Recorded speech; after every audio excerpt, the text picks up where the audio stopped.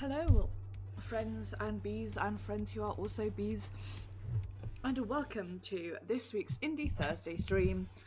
This week, today was my last day in the office, and to celebrate, we are going to be playing some more Higurashi When They Cry, Tsumi Horoboshi, continuing where we left off last week as we fell deeper into the conspiracies and got more and more mixed up. We drew Keiichi into the conspiracy, so we'll see how that goes. I'll give you a hint, it's probably bad. And this week we're going to see how it goes.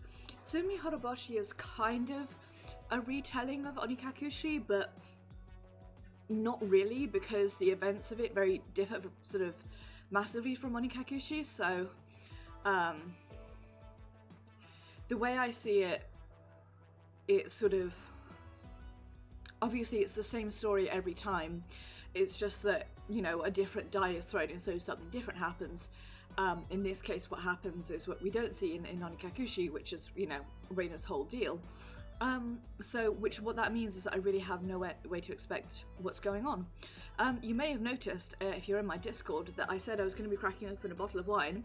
Well, I was going to, and then I discovered that all three of the bottles that I currently have in my flat, none of them are screw top, and I don't have anything to keep wine fresh, so I'm not drinking those unless it's a full bottle of wine night, which I will probably do for my last stream before I go on hiatus. But for now, to celebrate, I have poured some gin into my orange juice and spilt some on the carpet to celebrate, and we are going to swap over to the GP. As always, please let me know if the music is too loud or too quiet. I am terrible at working that out. I'm just going to double check that my bot is connected because I never trust it.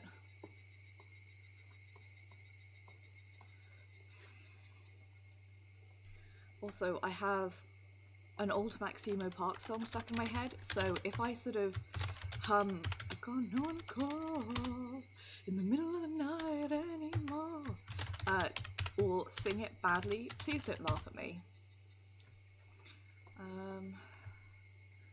Should I have connected my bot before streaming? Yes. Did I forget because I'm stupid, and also because my computer crashed this afternoon and I had to start it from scratch and completely forgot to open up Streamlabs? Also yes. Right, it looks like we're all set now. So let's get going. We left off in the middle of chapter 9. This time last week I was so exhausted that I decided I could not keep going, so I'm not entirely 100% sure on what's going on, but we shall see. Also, I've had the thought, which is that I'm still tired today because the last couple of weeks work has been exhausting me, and so putting some gin in my orange juice may not have been the best idea, but it was only a splash, like it was barely a shot.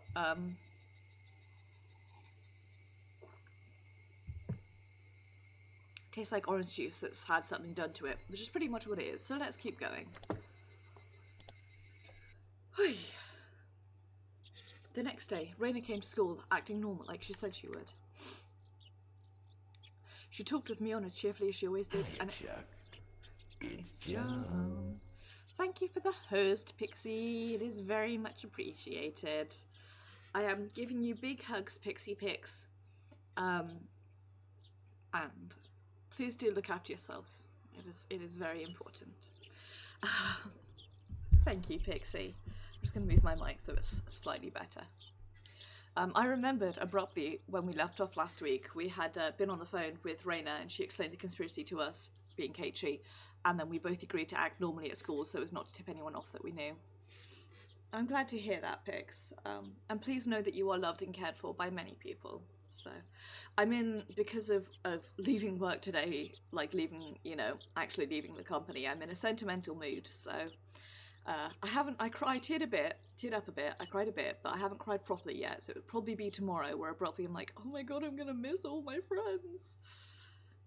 Oh, well, thank you, Pixie. I adore you too. I really am in a sentimental mood. That weird mood of being like, I'm excited to be moving on and I'm excited to be leaving the shitty college that I work for, but at the same time I like most of the people that I worked with, and although the job was definitely not my dream career, it was definitely something I was good at. So it's all new now. That's the problem. After this, it's all new. But my colleagues were lovely. So, right, let's get back to the murder and terribleness, shall we? Rather than me being sentimental and gross. She talked with me on as cheerfully as she always did, and it made me wonder if the story she told me last night was a complete fabrication. That's because the story really was too ridiculously crazy to believe. This village has a very weird and rare endemic disease, and there are religious fanatics who want to use the disease to revive their weird cult. And they've been researching the pathogen of the endemic disease so they can spread it throughout the village. Oh, Pixie, thank you. Maybe I will come visit you sometime when we're allowed to travel again. If I can afford it, I really would like to travel around and see all my friends, so... You'll have to come, like, we'll do a big West Coast convention. You can come see me, and we'll get, you know, the Portland bees, and then maybe we can all go down to California and hang out with Yumi. And we'll see all the bees. It'll be good. We'll have to swing by New Mexico to say hello to Oster and Boulder, of course, so that Boulder can yell at us all and say, "Meow." I've never been to the North. I've never really been anywhere outside the West Coast. The only time that I've been to other places is to go to their airport, unfortunately, so I would like to be able to go exploring, if I could afford it. This is thank you, Keiichi, as an aside, going back to the game, for this nice summary of what happened last week that I can't remember in the slightest. There's an endemic disease, the religious fanatics who want to use the disease to revive their weird cult, and they've been researching the pathogen of the endemic disease so they can spread it throughout the village. I was deeply influenced by Reina last night, and I believed everything she said. But thinking about it with a cool mind under the bright sunlight, it sounds too crazy to be true. The story Reina told me is based on Mr. Kano's crazy hand-me-down ideas. It's based entirely on her theories, which, though very feasible, have no evidence whatsoever. Arguably not true. The fact that Mr. Kano was murdered lends credit to the story. I'll give you that, but... I looked at Mion. She was fooling around with Reina. It's hard to believe that she's involved in some crazy conspiracy. Hey, are you listening, Keiichi? What? Oh, I'm sorry. I wasn't paying attention. Wake up, sleepyhead. You need to get enough sleep or your brain stops working. Mion made fun of me for reacting too slowly. It's almost impossible not to trust this bubbly, cheerful girl. I trust Mion. I trust my friends. I know she'd never have a hand in a crazy conspiracy like that. If she knew about it, she wouldn't be able to act this cheerfully. Reina told me not to tell Mion because she might be one of them, but it might be worth telling her without letting Reina know. Of course, there's at least a 1% chance that the conspiracy is true and that Mion is one of them. If so, I'd be doomed. But if I had to choose between believing the crazy conspiracy theory and trusting my friends, the answer would be obvious. I know that my friend, Mion, isn't a part of any conspiracy. She'd never be involved with anything like that, or would she? Even if the conspiracy exists, I'm sure Mion will be on our side. Absolutely she won't. So whether or not it's true, it must be worth telling Mion about it. Well, she will be later when Shion kills her, but, you know.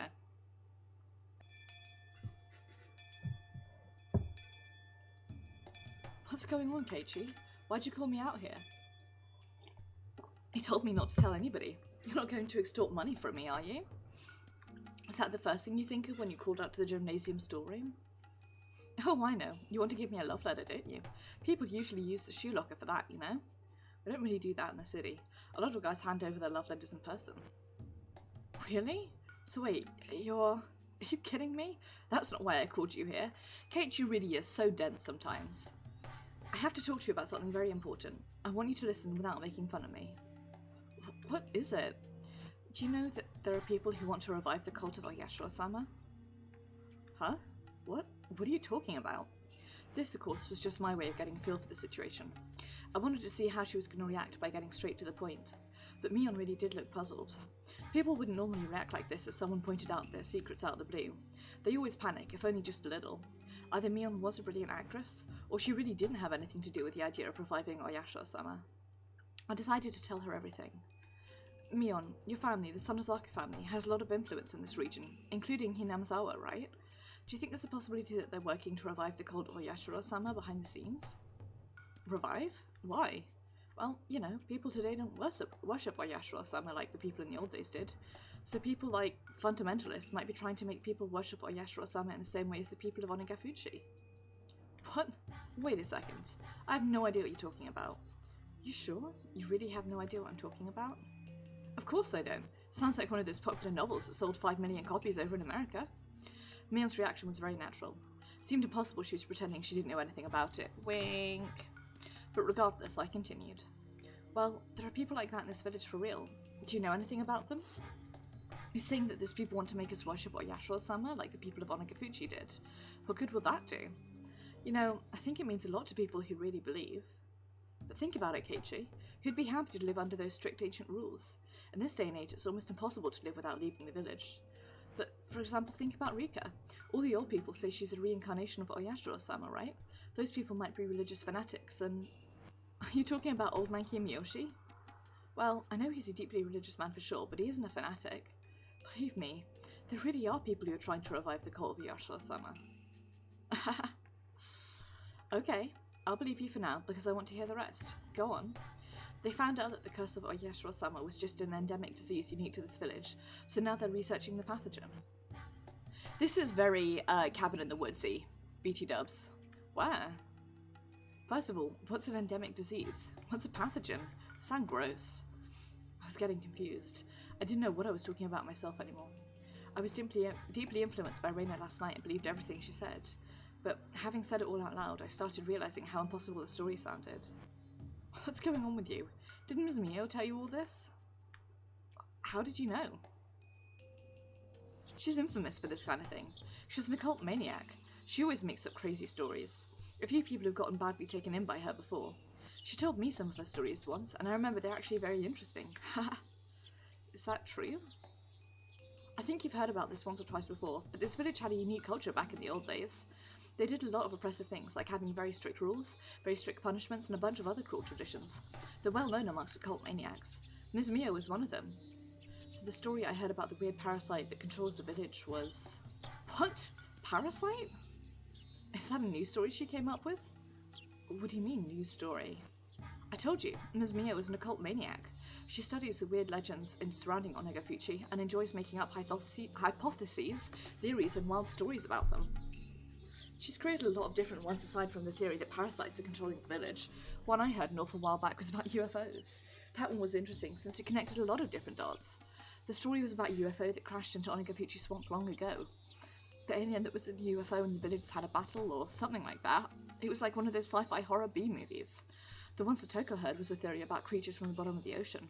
A movement in the Earth's crust opened up a connection between that underwater world and Onagafuchi, and the princess of the underworld fell in love with a young man in the village. It was a sci-fi version of Romeo and Juliet. The story about the parasites that you heard must be a new one. I hope she makes all of them into a book one day. Mion began laughing so hard that she had to hold her stomach. As I looked at her laughing like that, I realized I fell for something that ridiculous. At that point it was obvious. I'd been completely taken in. I'm sorry, Mion, but please answer my questions. First, do the fanatics who are trying to revive the cult for Oyashiro-sama exist? No, they don't. I mean, it's totally the opposite. 3 families have agreed to open Hinamizawa to outsiders in order to make the village thrive. I'm not supposed to tell anyone about this, but there's a project to build a new highway by the end of the 20th century. The Sonozaki family is promoting its construction without informing the villagers.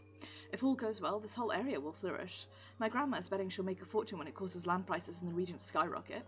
Well, most of the work will happen in the 21st century, so we'll likely end up taking over the project. So you don't think there are people who hate outsiders? I told you, there are no such people. What makes you think we want to make this village more inconvenient than it already is? In fact, we've already started selling the land of the village to rich people who want to build country residences here. Your house is on the first lot we sold, Keiichi. Didn't the villagers welcome you? The 3 families are trying to do everything they can to stop young people from leaving the village. There was nothing vague about what Mion had said. Her story makes a lot more sense than Mr. Kano's delusional theories, and so Mion's words woke me up from that delusion. So what about this? I heard that the residents of Hinamizawa have some extraordinarily high levels of something in their blood, and it proves that they're infected by parasites. Really? How did Ms. Mio figure that out? Takano is a nurse. I'm sure she can do that. And you think anyone would give her blood samples for no reason? Because I sure don't. Even if she could get blood samples somehow, how and where would she examine them? How many blood samples do you think she examined all by herself? Mion was right. Couldn't believe I thought Miss Takano could do all that just because she was a nurse. Struck me hard to believe that she got that many blood samples and did a high-level examination like that without any help. When I thought about it rationally, I shouldn't have believed such a ridiculous story so easily. I heard that people here don't get hay fever, which is proof of their being infected by the parasite. Only people in cities get hay fever. I heard it has something to do with fuel emissions. Keiichi, you're talking about Hinamizawa. I mean, even people in Okonomiya don't get hay fever, I think. What about this? I heard that the Sonozaki family has a death squad and they kidnapped the grandson of the government minister once. That sounds cool. I wish I had a squad like that. Even I was sounding ridiculous, but I believed all of it last night. I believed it because Reina looked very serious. It's true that the grandson of a minister was found in Taketsudo. We didn't do it.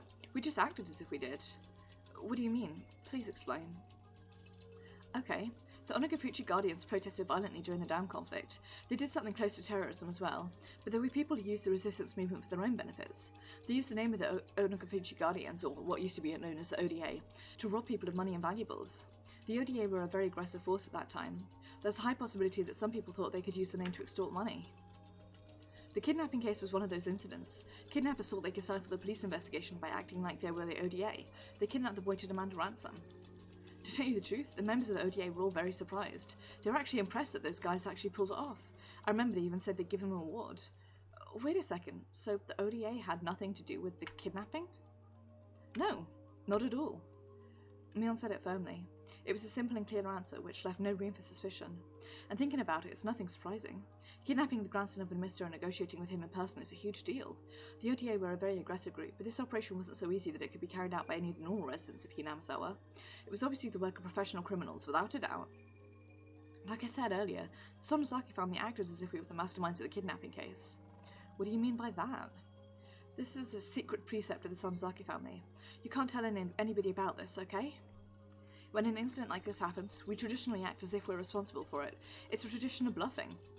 Bluffing? Really? Yeah. It doesn't matter what it is as long as it works out in our favour. It can be a criminal incident, the weather, or even lottery numbers. We act as if it happened because the Sonozaki family wanted it to happen. It starts to sound like we're a very powerful organisation, doesn't it? That's the point. This is a secret strategy that only the Sonozaki family heads know about. This strategy is meant to make us look bigger and stronger than we really are. Wow, so what about the plan they had during the dam conflict? The one to attack the Ministry of Construction. Was that true? I heard that they obtained weapons and even trained for it. That was a spin we put on it. There's no way we could actually carry out a crazy plan like that. Our real goal was to make people believe that we were capable of doing things like that, so we could exact pressure on the government. That's all. They obtained weapons and went through training just so they could exact pressure. They had no intention of actually carrying out the plan. Sonozaki family was just bluffing. That made sense. Of course it did. It's impossible to attack the Ministry of Construction. Even if they did, it wouldn't solve the problem. All I had to do was use common sense. Even if they did, they would have been crushed within seconds by a huge number of policemen. Why didn't I think of that? What about the weapons and training? As for the weapons, no comment. But we did go through training. We needed to do that in order to make the bluff look real. We gathered some younger men from my father's office and appointed Mr. Kasai as leader of the group. We went to a desert in Texas, played war games with some instructors, and went sightseeing in San Francisco afterwards. So, I couldn't think of anything else. It was obvious now. Reina and I both were completely fooled by the scrapbooks of Mr. Kano's delusion. Reina was so serious about it, so I believed her, but if you examined it closely, there were so many inconsistencies. I couldn't believe Reina took a delusion like that so seriously. I knew the reason why, though. She was still in a state of shock after being caught with the corpses that day. She was mentally unstable. Then she came across this tall tale, and she believed it. Reina is a smart girl. She wouldn't have taken it seriously if she was stable. Plus, another thing happened to wake me up from the delusion. The white van I saw yesterday came to school during the lunch break. The 4 men in work uniforms I saw were there too. I said thank you to Mion and followed them. The man who talked to me yesterday knocked on the door of the teacher's office. Hello, I'm from the Okanogi Gardeners. Oh, thank you for coming. It's very hot today, isn't it? Sure is. By the way, you look beautiful today as always. Thank you. Well, you can start whenever you're ready. Yes, we'll start right away. My account manager told me to give this to you. The quote and the invoice, I see. The date is left blank on both of them. Well, there shouldn't be any problem. Thank you so much. All right, we'll start right away. The man was talking to Ms. Chie with a big smile. What are you doing here, Mr. Maebara? Oh, Principal, who is that guy? Principal pointed his finger at the window. When I looked out, I heard the noise of an engine starting. The noise was coming from the engine of a motorised lawnmower. I saw young men in work uniforms taking another lawnmower, some brooms and a ladder out the van. The gardeners. We haven't taken care of the grass around the fence and the trees for a long time. I wanted to clean them up before summer. Mr. Principal, thank you for giving us a call. The man noticed the principal, took off his hat and bowed. No need. I trust your work. Please take care of things. I think we can finish it today. We might make a lot of noise, though. Each worker took one of the tools and walked towards the fence where the grass was growing. The engine of the lawnmower was very loud, and the kids who were playing in the schoolyard looked at it curiously.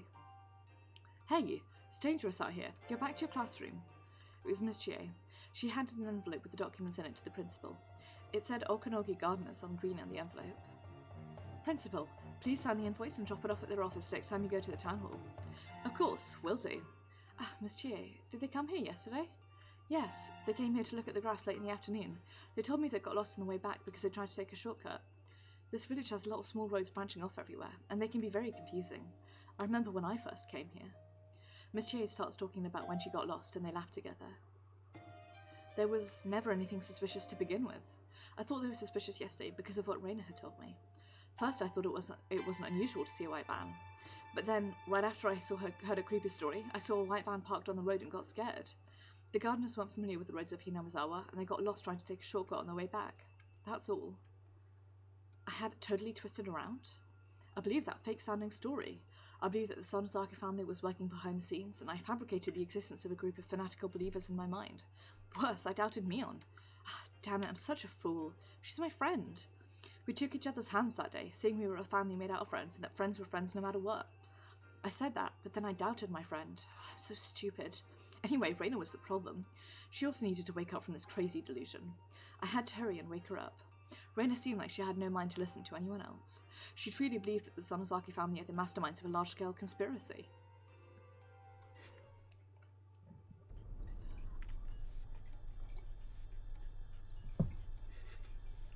I just want to hug Raina. Seriously, I really just want to hug her. I'll tell you, this gin and orange juice combo is super drinkable, and it is going to knock me out in a few hours. I remember the plate number of the white van, and I also remember their faces. Without a doubt, this is one of the vans that have been following me. So far, I've confirmed that 3 or 4 cars have been following me. I can especially recall this white van because it followed me around the longest of all. The people who were in the other cars must be the lookouts, and the ones in this van must be tracked with direct contact, like kidnapping or assassination. The lookouts secure the surroundings, and the one in this van attacked the target. That's a common maneuver involved in both kidnapping and assassination. The scrapbook said that too. If so, I'd better watch out because it was them, not the lookouts, who came to the school premises. I don't think they'll attack me while I'm in school. They're in the early stage of the cohort operation now, hiding their fangs and claws until the last stage of the horrifying scheme. That's why they won't take action in the school, where people are watching. But it looked like they were talking with Miss Chie in a very friendly way. I could only hear bits and pieces of the conversation, but it sounded very suspicious. I tried to remember the chatter and movements of their mouths, and I played my memory of it like a videotape in my mind. Hello? Oh, thank you for coming. It's very hot today, isn't it? Sure is. Thank you, today. Thank you. Well, you can start whenever you're ready. Yes, we'll start right away. My account manager told me to give this to you. The and I see. Is left blank on Well, there shouldn't be any problem. Thank you so much. All right. Well, I used the information I had to guess what was going on. I played the video again and again in my mind, and also paused it and played it in slow motion to check many times. Then, something unbelievably horrifying started to emerge. There's no doubt that they're acquainted with Miss Chie, but I've never seen them visit the school before, so it's hard to believe that Miss Chie is their contact. There's no doubt that they're the death squad under the direct control of the Sonozaki family. They have the local accent, which proves they were chosen from Sonozaki Poor. The death squad was talking with Miss Chie. They know each other. What's their relationship? Who's Miss Chie anyway? During the dam conflict, Hinamizawa school was closed and it was merged with the one in Okonomiya. But the ODA didn't accept that, and they made part of the forestry service building into a school. But needless to say, the school they made didn't have a teacher, so it was only going to be a token form of resistance. But a teacher who had a strong passion for education felt sorry for the children, and she came to work there. That was Rumiko Chie. It was obviously strange. Teachers are government employees, and they normally belong to their prefectures. As long as they lie low and don't cause trouble, they don't get fired and they don't get demoted. They can work up until the official retirement age, and they're guaranteed to get a fixed retirement fund. She was one of those government employees, but she defied the Board of Education and came to work to Hinamizawa. The villagers admire her as a teacher of passion. I heard that Oryo Sonozaki has now successfully negotiated with the Board of Education that suspended Miss Chie for defying their orders. It was easy to get an answer from this by connecting the dots. Miss Chie was recruited by Oryo Sonozaki as a teacher to work at their school the ODA had created. In other words, she was already working for Oryo before she came here. As for the principal, he was the principal of the school in Hinamizawa from the beginning. He's a respected person of this region, and he's been closely associated with the three families for a long time. So that means the school has been under the control of the Sonozaki family all along. That's why Miss Chie is acquainted with the death squad. Makes sense now. Miss Chie confirmed that I came to school today, made a phone call and called them here. I don't want to know why she called them here. If she called them just to monitor me, they'd wait near the gate until class was over. But they came onto the school premises. Why? Stop pretending to be a fool, Reina Ryugu. Do you think nothing will happen if you pretend not to notice it? Think hard and calm down, Reina Ryugu. What will they try to do to me today in school? In school? How are they going to do anything with my classmates and friends around me? It's easy. Miss Chie will tell me to come to the teacher's office during the last class of the day. What about my clubmates? That's easy too. Miss Chie can easily make them go home early using her authority as a teacher. She'll make up any reason she wants. Maybe the classroom is going to have carpentry work done today, so they can't stay in school.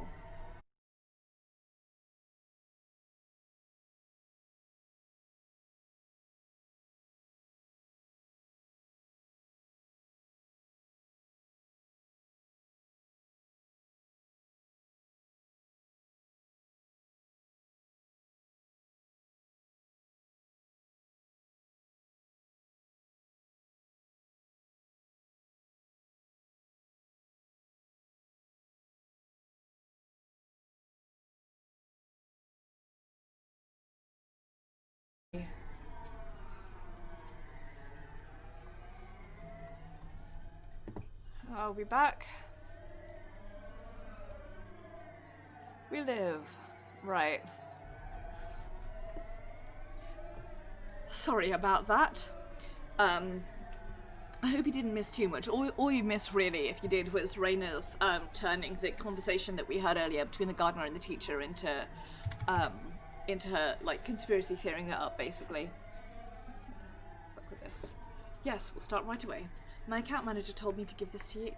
The and I see. Is left blank on Well, there shouldn't be any problem. Thank you so much. I see. They gave Miss Chien an envelope with some documents in it. That blank is an eerie phrase. Was my name supposed to be in the blank? Why is it left blank? What does that mean? I told you, Reina Ryugu. Do you still think that nothing will happen if you pretend not to notice it? Stop that! So what it must mean is that it's an order from higher up. It says to make Reina Ryugu become blank. I took a peek from the shadows and I saw the principal taking documents out from the envelope. He started reading them. It looks stern. It looks very serious. I wished I could take a peek at the documents, but I was too far away. I kept looking at him just to see if he'd react at all, and then the envelope caught my eye. The envelope said Okanogi Gardeners, and it had some numbers that looked like a phone number. Fortunately, I have good eyesight. I memorized the number. If they're a death squad, the gardening company must be a camouflage occupation. Probably doesn't even exist. I wanted to find out. I looked for a phone. There's only one phone, and it's in the teacher's office. Fortunately, the teachers were chatting in the hallway looking at the gardeners. It was now or never. I made sure nobody was watching me go into the teacher's office. I rushed in and grabbed the phone on the principal's desk. I went over the phone number in my head and dialed it up. I'm glad they have a touch-tone phone. Would have been difficult if it was a rotary dial. Somebody answered. I'd only have to ask, is this the Okanogi Gardeners? I'd wait for the answer before hanging up. Should be easy. Connected. The number you dialed is... I felt cold chill run through my body from the bottom of my feet. Wait, don't make a quick judgment. Might have remembered the number wrong. No, I know I remembered it right. It was an easy number to remember. It's impossible to remember it wrong. Then did I dial it wrong? I put the phone down and started over. This time I dialed the number more slowly. Teachers might be coming back at any time. In that situation, it was risky to do anything slowly, but I needed to make absolutely sure. The number you dialed is... It's the same. There's no doubt. The company, Okanogi Gardeners, doesn't exist. It's just a camouflage occupation for the Sonozaki family's death squad. Please make sure the number you dialed is correct. The number you dialed is... I was too stunned to put down the receiver. The announcement kept running over and over again. The voice was cold and creepy. I hung up the phone and rushed out the teacher's office. I ran to the bathroom and held my head in an attempt to cool down. Calm down, Reina. Calm down, Reina Ryugu. Stay cool. Reina Ryugu? I wasn't safe here anymore. If I stayed here, I might be erased, even in the open. They'd erase me? Why? They aren't certain that I have the scrapbooks. I told Keiichi where I hid the scrapbooks. Yesterday, I told him I hid them in my hideout in the garbage dump. Is Keiichi in cahoots with the Sonozaki family? I felt as if my head was a pot that was cooking some dubious stew that was only soup in my brain. I cut up clues, information, and facts just like I cut vegetables and threw them into the pot. Some of them were floating on the surface and others were on the bottom of the pot. They were being cooked in a boiling soup.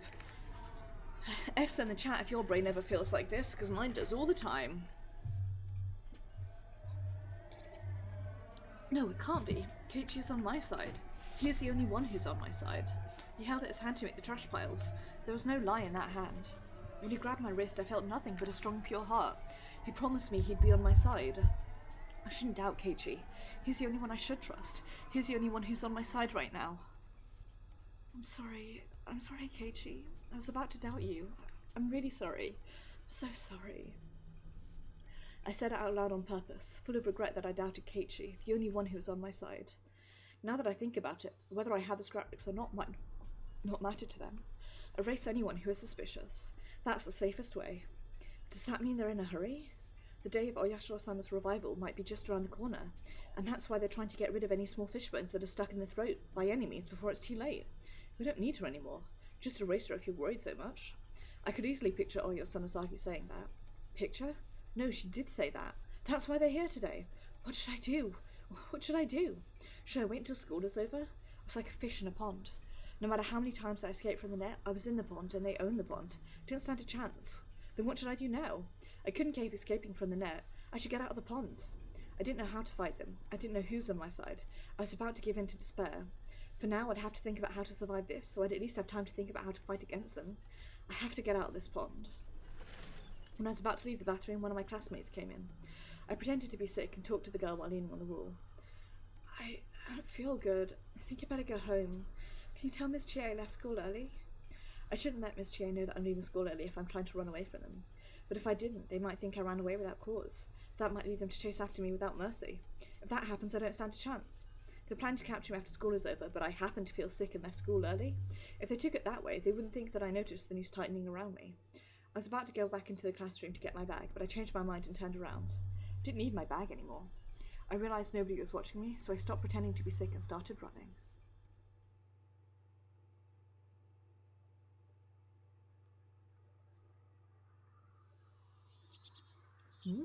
Miss Chie, take a look at this. Take a look? Something wrong with the documents? Yes, the date on the quote in the invoice are left blank. They're supposed to put today's date in here. Oh, they wanted to leave them blank. They said they couldn't put the same date on the quote and the invoice. They're told to leave them blank by General Affairs. Okay then. And this, the phone number on the invoice is different from the one on the envelope. Do you know which is the correct one? Oh, I didn't notice that. Hello, excuse me. Yes? What's the matter? The phone number on the invoice is different from the one on the envelope. Which one is correct? Oh, it's the one on the invoice. I used the old envelope we used to use at our former office. I'm sorry about that. I told a part-timer to add a stamp with a new phone number, but I guess he forgot. I apologise for the confusion. Can you just erase the number?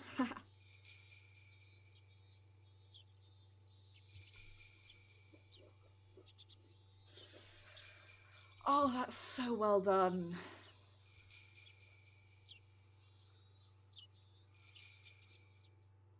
That was definitely a chapter. Like fish in a pond.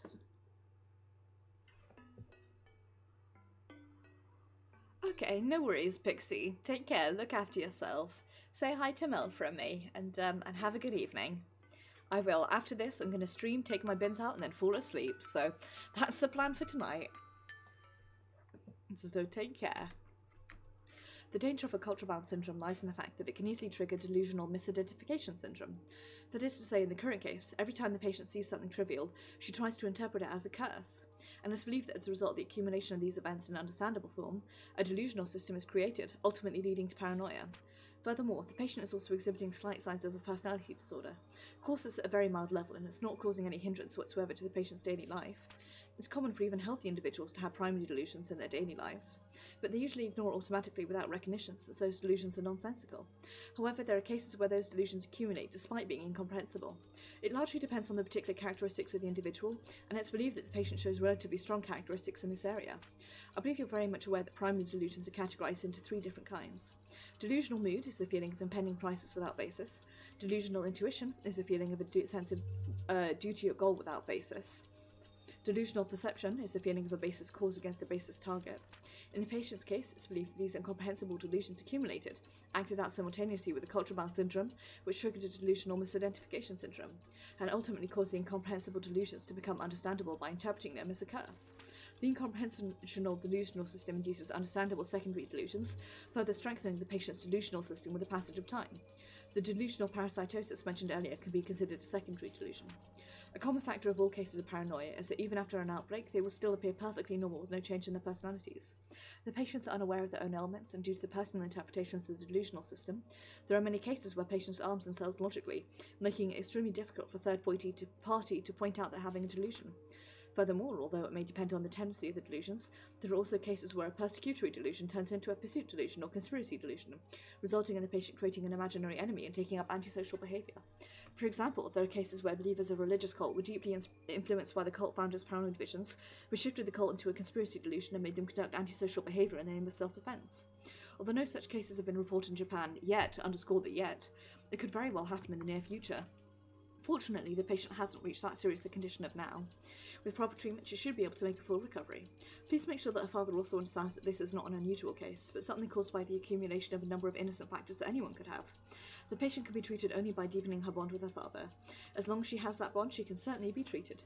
For the reasons above, if the patient is returned to home village, I strongly recommend the patient continue to receive guidance from specialised medical institutions. Please excuse me for writing such a long letter. Thank you for reading this until the very end.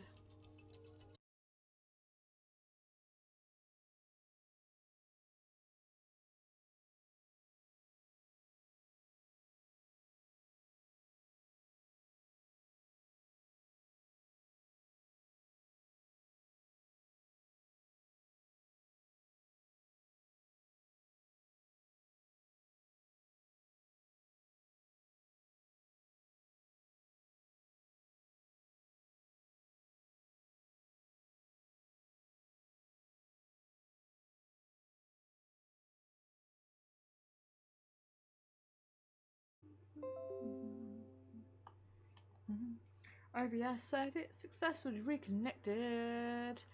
Hang on. I'm just going to look at status.twitch.tv.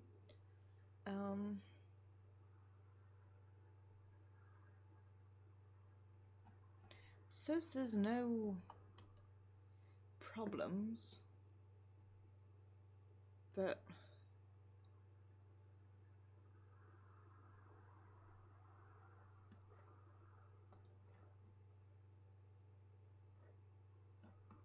I am definitely having them. So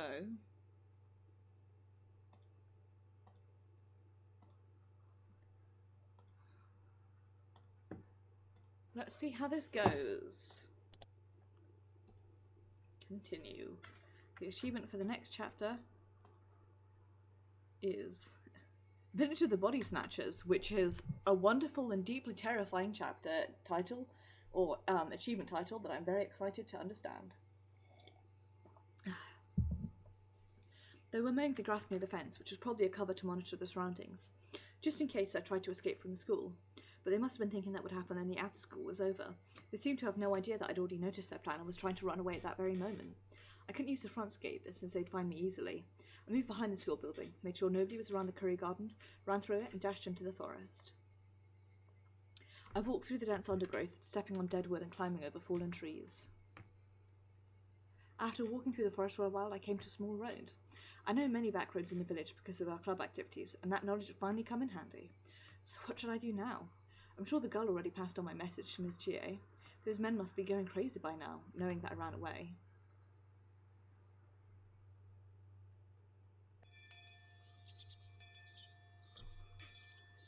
Did anybody else talk to Miss Ruki before she left school? Everybody in class looked at each other and shook their heads. Miss Chie looked a bit upset that Rain had left school early without telling her in person. Rain has been feeling sick these days. Nope. She left her bag here. What happened to her? I have a bad feeling about this. What? I think I know what's going on. I'm not sure, but I have a very bad feeling about this.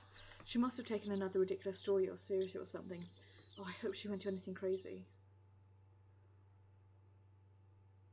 I hurried home. My father might be at his new job, or he might have gone shopping. He wasn't around when I got there. Now that they're on the move, I'm no longer safe in my house. They're very dangerous people. They're trained to be capable of attacking the Ministry of Construction, and they actually pulled off the kidnapping of the grandson of the minister. Locked doors and windows don't mean anything to them.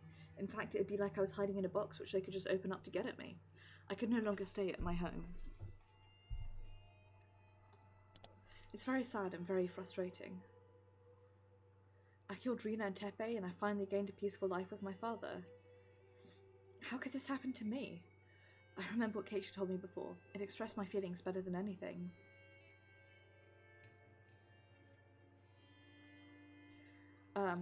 Whoops, hang on, sorry, I missed a bit of dialogue. Mr. Kano left us a huge parting gift. Why did you give me those terrifying scrapbooks? Why did you tell me the secret of the unthinkable conspiracy? She got me into this. I didn't do anything. It's all Mia's fault. But who was interested in her stories? I was. He let her continue talking? I did. I did that out of curiosity. Who let the memories of Ibaraki return and told Ms. Mio about them? I did. I depended on Ms. Mio, hoping she could somehow save me from the memories I've been trying to forget. I shouldn't have remembered anything about that bizarre incident. If I hadn't, I wouldn't have gotten involved in that unthinkable conspiracy, and I could have just played around with my friends today. But even if I didn't know about the conspiracy, it could still continue behind the scenes. I would have been one member of the mob running in a panic, not knowing what's going on the day of Oyashiro-sama's revival. I would have been just swallowed up in the conspiracy anyway. Would I be happier if I faced that day without knowing anything? Would I be happier if I struggled, knowing about it but ending up swallowed by it? If I'm going to end up the same way no matter what I choose to do, I'll fight. I'll choose to fight. Because that's how I seized my happiness before. When Rina invaded my home, seducing my father, I felt like it was the end of the world. I lived on the verge of despair every day. I thought that was the worst misfortune that could befall anyone. But the way things are going, it really wasn't that bad at all. I had only 2 enemies, Rina Mamiya and Teppei Hojo. I knew my enemies, and I knew how many they were. I lured them out one by one, and I attacked them in the dark. It was a very easy problem to solve. But what about this one? I don't know who my enemies are, and I don't know how many or how strong they are. Even the people I once trusted might be my enemies. Can't possibly be sure. It's totally different from the previous problem. This might be the end of the world. This time it really was the worst thing that could possibly happen. But is that really the case? With Rina, I felt like it was the end of the world, but I no longer think it was that bad. So this might turn out to be an easy problem to solve in the end, and I might be able to laugh about it someday. I know that day will come. I know it for sure. So I shouldn't think that this is the end of the world. Let's fight. I can fight. I can still struggle. I'd eat grass and drink mud if I needed to, and go to bet on the 1% chance even though it's unbelievably small. If Miss Mio didn't leave me the scrapbooks, I wouldn't have been able to sit at the table to bet. I was lucky that I received the scrapbooks because they gave me the chance to choose my future. If I don't fight, they'll spread the terrible parasite and this village will face a great disaster. According to the legend, when the demons first came out of the swamp, people became demons right after being infected, and it happened while they were inside the village. These days, symptoms appear only when infected people leave the village, but that only applies to the later, weak parasite. The original parasite can reenact the curse of Oyashiro-sama even when the infected are in the village. The legend of Oyashiro-sama will be reborn. Humans and demons will start killing each other, and Oyashiro-sama will come down to pacify the disaster. That's what they want. They want people to prostrate themselves before that miracle, and only the people who truly worship Oyashiro-sama will be saved. I see. I know they're too entrenched now. They're going to reenact the legend of Oyashiro-sama. After all, the villagers always say that Rika is his reincarnation. The stage is all set. They're going to use the parasite as the curse. So how are they going to make it look like Oyashiro-sama came down to pacify everyone? I get it. They must have some kind of medicine, a specific cure for the parasite. When they recreated the strong form of the parasite, they found a cure for it at the same time. They're going to use this cure to save only those people who believe in Oyashiro-sama, and as a result, this village will only have those fervent believers. They're going to make themselves the absolute rulers of Hinamizawa. Wait, I still might be underestimating them. Are they going to carry out that horrifying act of bioterrorism only inside Hinamizawa? History proves that when their goal is to control others, people decide to spread their religion across a wide area. I'm sure that they conducted research not only to bring back the primitive form of the parasite, but also to overcome its weakness, namely that it only thrives in Hinamizawa. According to Ms. Mio's research, the parasite doesn't like its host to be far from the region. Its weakness is distance. If they could extend the distance, if they could extend the area where it can live... I wonder how far along their research is. By now, the parasite might be able to live not only in Hinamizawa, but Okonomiya as well. Or maybe even in the city? Maybe the whole prefecture. Might be able to cover nearby prefectures as well. This is too serious to just call it conspiracy. It's horrifying enough and it's large scale enough to call it a revolution. The day of revival is probably not far off. I can tell by how they killed Miss Mio and by the extent of the pressure they're putting on me. They're trying to get rid of the small fishbone stuck in their throat by any means, because that day is coming ever closer. I'm the only one who can stand up against the revolution. I can't trust anybody. I think I can trust Keiichi, but no one else. Mion is out of the question. I can't trust Rika either. Satoko and Rika stick together like superglue, so I can't trust Satoko either. Can't trust any adults. I can't trust anybody. No one is on my side. I have to stand up against them alone. The clock is ticking towards that day, and the ticking noise made me frustrated. How should I fight against them? What should I do? I needed time to think. I needed a place, a safe area where I could concentrate on thinking. Fortunately, I had such an area already. My hideout at the garbage dump. Nobody ever goes there, so it's safe. Even if they found out about that place, I'm familiar with its surroundings. I know escape routes and places where I can hide. But it has a big shortcoming as a hiding place. It's not hard to imagine what that is. I don't have any stock of food there. That's why I came home. I opened one of my father's drawers and took out his cash box. The contents haven't changed since the last time I looked inside. There were many new 10,000 yen bills in the cash box. I took them all. I couldn't tell how many bills there actually were, but it looked to be about 80 of them. There should be plenty. If I evaded them long enough to use all of this money, that would mean that I did pretty well. Plus, I might use it to buy someone off. You can never have too much money, especially in a situation like this. I didn't take the bank book. If they were waiting an ambush at the bank, I'd be done for. It's too risky to withdraw money at the bank. I grabbed my backpack. I took the key from my bicycle. I put everything I think would be convenient to have into the backpack. I didn't care if it got heavy. I chose what was necessary to carry around later at my hideout. If there ended up being something I didn't need, I could leave it there. I looked at the clock. It had been 30 minutes since I came home. I stayed here too long. I rushed out the house.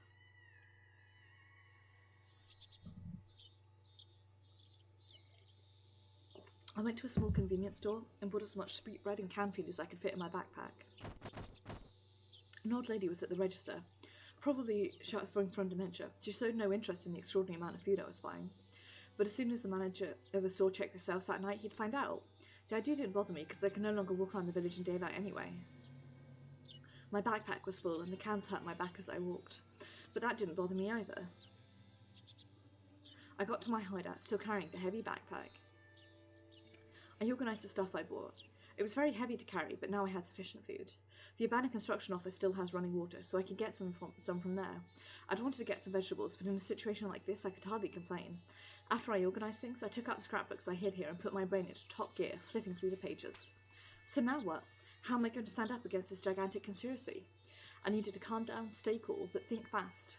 There might not be a lot of time, so I'd have to hurry, but I don't know what to do. It's easy to run to school in the morning when I oversleep. It's easy because I know where I should go, but now I don't know where I should go or what I should do.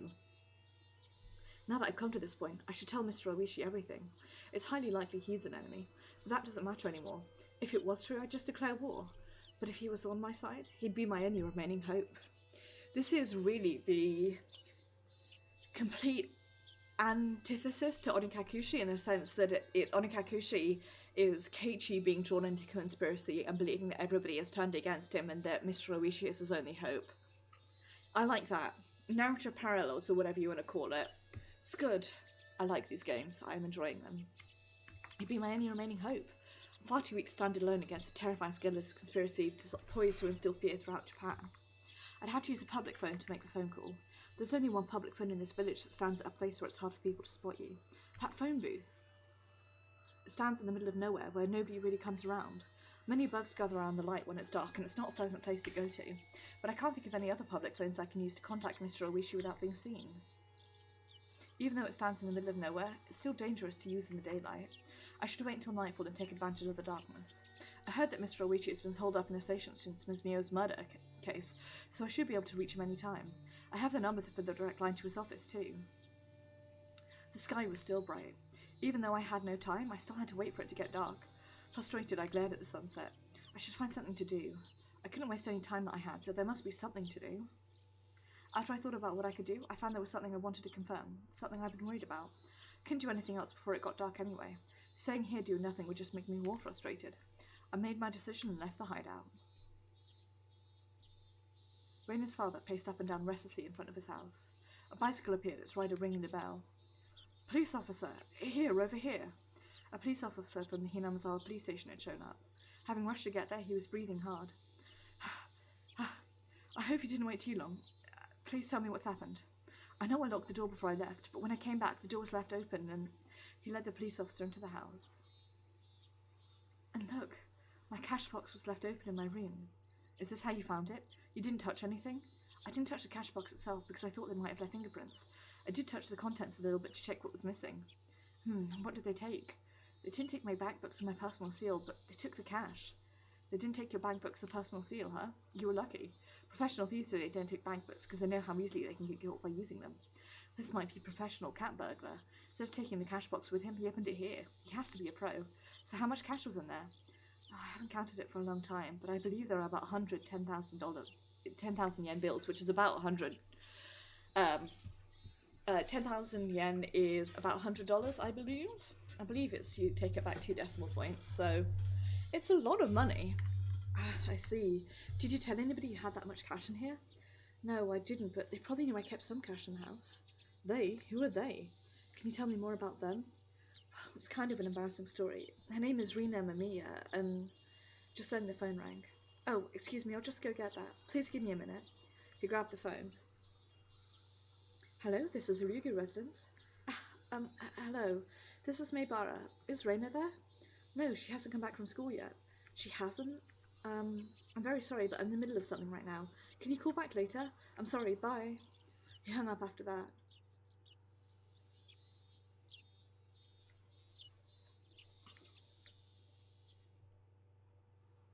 I was stunned.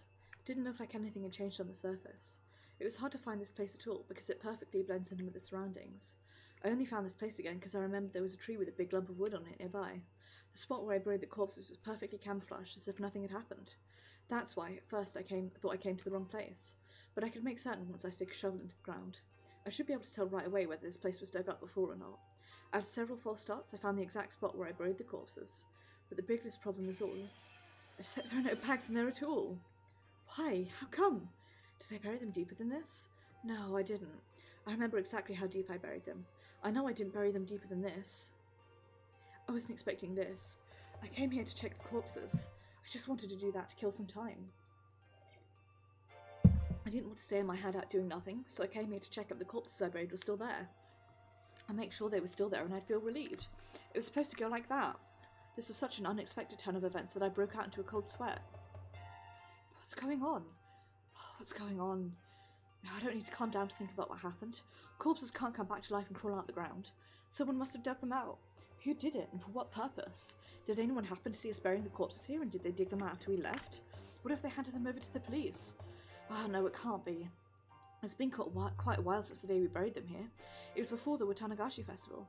So the police did find the corpses. When Mr. Oishi contacted me, he had to know about Rina and Teppei, but he didn't tell me anything about them. I don't think he was hiding anything on purpose either. So that means the police don't know about Rina and Teppei yet. Then why are the corpses gone? That would leave only one answer. Who knows about this place? One of us came back here, dug out the bags and took them away. The first person who comes to mind is Mion. I mean, the Sonozaki family. But I can't think of a reason why they would do that. The murder of Rina and Teppei has nothing to do with them. I'm sure they don't want to get involved either, let alone be falsely accused. They must want to stay as far away from this case as possible. Why would they want to keep the corpses? It's like keeping a Joker even though you lose if you have the Joker by the end of the game. Honestly, spits down the throat. Oh, if I was Mion, what would I do? What would I do if I was club president? The Joker is the card that you want to get rid of, at least in the game I mentioned earlier, but it becomes a powerful card in other games. What kind of game would that be? An electric shock ran through my spine. Electric shock. It's a fun old K-pop reference for you. At the same time, I realised it. They're one step ahead of me. The Sonozaki family got the corpses to use them as a Joker, as a wild card. They're trying to use them to sell me out to the police. The Sonozaki family's trying to kill me using their death squad, but they want to have insurance in case they fail. The thing they're afraid of most is that I might work together with the police. If they could prevent that from happening, I'd have no one to work with. If that happens, I can no longer run away from them. I'd still be a fish in their pond. They're going to use the corpses to sell me out to the police for the murder of Rina and Teppei. If the police start seeing me as a suspect, they'd never listen to my story. They could have been my last hope, but this will certainly turn them against me. But I'm sure the Sonozaki family doesn't want to use their Joker unless absolutely necessary. After all, me and Sonozaki helped bury the corpses. Plus, they don't want the police to hover around Hinamizawa when the day of revival is so close. I'm going to call Oishi tonight and I'm going to ask him for help. I'm going to tell him everything, including the things I haven't even told Keiichi. I don't know if Oishi will believe me. This is a gamble and my chance of winning is very small, Plus, my worst enemy has a Joker, the bags with the corpses inside. I'm impressed with Mion. That's just what I'd expect from the leader of our club. This is a battle that I'm betting my life on, but to Mion, this is like a board game taking place across Hinamizawa itself. I grinned, repeating to myself that it's just a game. I put my life on the line for every club activity we do, because I don't want to suffer the punishment. This time, that's become the literal truth. There could be only one reason why they're trying so hard to drive me into a corner. It's because they're afraid of me. I assumed I was just a little girl with no power running about in confusion, but my enemy must not be thinking that way. If they didn't think I was a threat to them, they wouldn't take risks like this to drive me into a corner. That means the scrapbooks that Mio left me must be way more dangerous to them than I think they are. I see, they have a Joker, but so do I. The Joker I have is so deadly and powerful that it can break their plot into pieces. That's why they're so eager to find me. A cornered mouse really can bite a cat. I felt my fear towards my enemy fade away all of a sudden. Just as I fear them, so too do they fear me. So this is an evenly matched game. I don't have it as bad a hand as I thought I did. I was right to come here. I found out about the card my enemy was holding. This is a big deal. I felt myself shiver with excitement. I grinned to encourage myself. I don't need to be here any longer. They know this place. They might come here to find me. It's not safe for me to stay here for long. I decided to go back to my hideout. On the way back, I passed close to my house. I noticed something different right away. I hid behind a bush and looked like the front gate of my house. My father was talking to a police officer. I strained to catch their conversation. Yes, she usually parks it there. My father pointed to the place where I usually park my bicycle. Okay. Please let us know whenever your daughter comes back. We'll try to find her as well. Mion, you're good. Did you already play your Joker? Mion always starts a battle by attacking without hesitation and wins. Seems like the police are already after me. My chance of being able to explain the conspiracy to Oishi was already small, but this makes it even smaller. No. That's why I'm going to go talk to Oishi. He sees the Sonozaki family as his enemy, and he's trying to expose everything about them before his retirement. That's why he'll be on my side. He's not going to fall for their trick. Of course, there's a very high possibility that everything was part of their trap from the beginning. It's possible that he claimed the Sonozaki family was his enemy in order to make me believe that he's on my side. But their Joker has actually given me hope. If Oishi is one of them, it would be too early to play their Joker. Oishi isn't one of them. That's why they got the Joker, so they can play it before I go to the police. No, wait.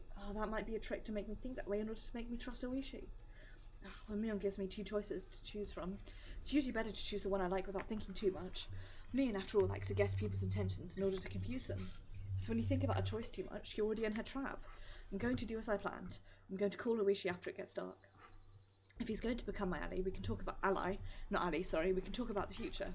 And if he isn't, that, I realised, was what I had to think about before it got dark. God, this is... The rabbit hole goes very, very deep.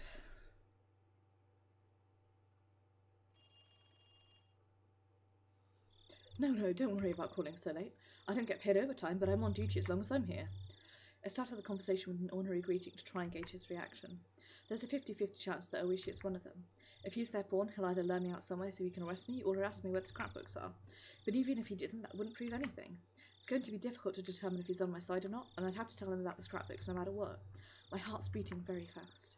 Even if I was sure that Oishi isn't their pawn, I still have to make him believe such a crazy story, and I'd have to do that over the phone. Worrying wouldn't do anything for me. This is, I know, a gamble. I have but a small chance of winning. If I didn't put my chips on the table, the game wouldn't even start. I told you a little bit about this before, but I think somebody is following me. Are you sure about that? Yes. I wasn't sure before, though. I thought it was just my imagination, but things have changed over the past few days, and now I'm certain. Oh, what do you mean, things have changed? Few cars have been following me. One of them is a white van with 4 men in it. They disguise themselves as gardeners, but they're actually attack units. Attack units? You mean the Sonozaki family's death squad? Yes, I'm pretty sure that's them. They came to my school today. I managed to escape from them in time, but it was very close. But why would they do that? Did they think you're trying to sniff out their connection to Tomatake's murder? Oishi hasn't mentioned the scrapbooks yet. It sounded rather unnatural to beat around the bush like that by mentioning Tomatake's murder. But as I haven't told him about the scrapbooks, it could be a legitimate reaction. To tell you the truth, I just heard some bad news. I wanted to confirm it a bit more before letting you know, but we did promise to share new information with each other. So this is what I heard. It seems like the Sonozaki Corps and Okonomiya are on the move. You're talking about the Sonozaki Corps? Yes, you might find it a bit of a shock. They ordered their greenhorns to find a certain person. Certain person? My heart stopped for a moment upon hearing that. Are they... It's hard to believe, but you're the person they're looking for. They're trying to find you. I just got this information, so I don't know the reason why, but they're mentioning your name. So you believe my story, that my life is in danger? Yes, it matches my information perfectly. Ryugu, what's going on? Do you have any idea? What they're really looking for are the scrapbooks I have. They want to know where they are, and they believe that I'm hiding them. They must be thinking they'll be able to hide the information in the scrapbooks forever if they succeed in shutting my mouth. But I couldn't tell Oshi about that yet. I answered his question by asking him a question. What about you, Mr. Oishi? Do you have any idea? I can't think of anything. No, I'm afraid I don't. It's hard to believe that the Sonozaki Corps are using their resources to capture an individual like you, but it's true. It came from a reliable source. Might be the Sonozaki family who are after me, not just the Sonozaki Corps. It's very unusual for them to take action like this. Then you do this when one of their people runs away with their money or something like that. It's usually about some kind of trouble within the group. They've never done things like this to an honest person like you. Well, I'm honoured to be the very first one, but I need you to do something other than tell me they've never done this before. I understand, Ms. Ryugu. Please, calm down. Isn't it your turn to tell me something now? What do you mean? Like I said, the Sonozaki Corps don't take action like this often. There might be some kind of misunderstanding, but still, it's very unusual they would do something like this. Are you sure you have no idea? You could have gotten them confused about something without you knowing it. My guess is you sniffed around the Sonozaki family and found out about the secret of theirs, or they think you did. You can't lead them to mobilize like that by doing nothing. What you did must have been obvious to them. Are you sure you have no idea? Is he my ally or my ally? I keep saying that as ally because I'm stupid. Or my enemy? Oh, I still can't figure it out. This is it. Make your decision, Reina Ryugu. Maybe they're after me because I have Ms. Mio's scrapbooks. Ms. Mio? Mio Takano? Her scrapbooks? What do you mean? If he was my enemy, he wouldn't be able to hide his excitement. But his voice remained steady and it didn't sound unusual when he said the word scrapbooks. Well, I met Miss Mio at the library a few days before she was murdered. We talked and got along well, so she let me borrow some of her scrapbooks in which she wrote about her studies. Scrapbooks, her studies. Yes, Miss Mio was studying the history of Hinamizawa. She summed up her findings in those scrapbooks. I think when they killed Miss Mio, they found out that some of her scrapbooks were missing and that she gave them to me. They're after the scrapbooks? Ryugu, what in the world are you talking about? She collected all her research about Hinamizawa and its ancient past as Onagafuchi into those scrapbooks. She wrote about the origin of Oyashiro-sama's cult in them too. The origin of the cult of Oyashiro-sama? You mean the story about the man-eating demons? Yes, in her research she discovered a very important secret about Oyashiro-sama. The secret was extremely blasphemous for the people who worship him. I see, those people, the most devout believers, couldn't accept the results of her research. I wish he was taking notes. I could hear him writing something while he spoke. They killed Miss Mio when they're trying to get at her scrapbooks. They weren't sure that I had them, so they followed me to find out, but I think they changed their plans yesterday. They're now trying to kill anyone they think is suspicious. I see. Oh, that doesn't sound good at all. I'm going to arrange a security detail for you, and let me take a look at the scrapbooks too. I might be able to find some clues about her murder. I mean, they might have pawns inside the police force, so don't worry about me. I can look after myself. Same with the scrapbooks. They're going to try to destroy them, even if they kept at the police station. You may be right. If the Sonozaki Corps is chasing after you because of an order from the head of the Sonozaki family, that means our enemy is the Sonozaki family itself. If so, I'm afraid I really can't guarantee that we don't have a traitor amongst us. That's what I'm saying. Please don't worry about me. But I have a favour to ask of you. It's very important. Go ahead. What is it? According to Ms. Mio's research, there's a horrifying conspiracy at work in the shadows of Hinamizawa, and it's about to be carried out in the near future. A conspiracy? What's that about? I got tense all of a sudden. If I tell him everything, it's going to sound like a big lie. I should leave out the bizarre sounding parts for now. It'd actually make the story more credible. Fanatical worshippers of Oyashiro-sama are the ones behind the conspiracy. Since the Meiji era, belief in Oyashiro-sama has slowly disappeared, so they're trying to revive the majesty of Oyashiro-sama that the people of Onagafuchi once worshipped. Go on, I'm listening. I'm just writing this down. According to Ms. Mio's research, the origin of the legend of Oyashiro-sama lies in the primitive endemic disease. People feared this endemic disease and called it the curse of Oyashiro-sama, and then someone like a doctor treated the disease and then was worshipped by the villagers as Oyashiro-sama himself. The village was then under his control. I see. That's interesting. Go on. The endemic disease was caused by a parasite unique to this region, but it became weaker with every generation, and now it doesn't do any harm to people, as you can imagine. All throughout playing, especially this episode, with the conspiracy-like aspects of it, I really want to reread the Wallander books, which are a series of detective novels that I really, really like. Unfortunately, I don't have any of them on Kindle, and Dad didn't have any of them on his Audible, so I shall have to find a way to reread them at some point, but we'll see. doesn't do any harm to people, as you can imagine. To them, a harmless endemic disease means no curse of Oyashiro-sama. No curse means no savior. They can't keep the sanctity of Oyashiro-sama like that. And to revive the sanctity of Oyashiro-sama means they have to revive the endemic disease, right? That's right. They want to recreate the legend of Oyashiro-sama in order to make Oyashiro-sama a deity again.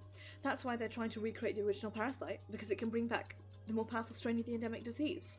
The true intention of the Seiyusens with the serious deaths was to test the results of their research, and now they finally succeeded, reenacting the maggots disease with Mr. Tomitake. It took them 5 years, but they managed to bring the parasite back to its original power.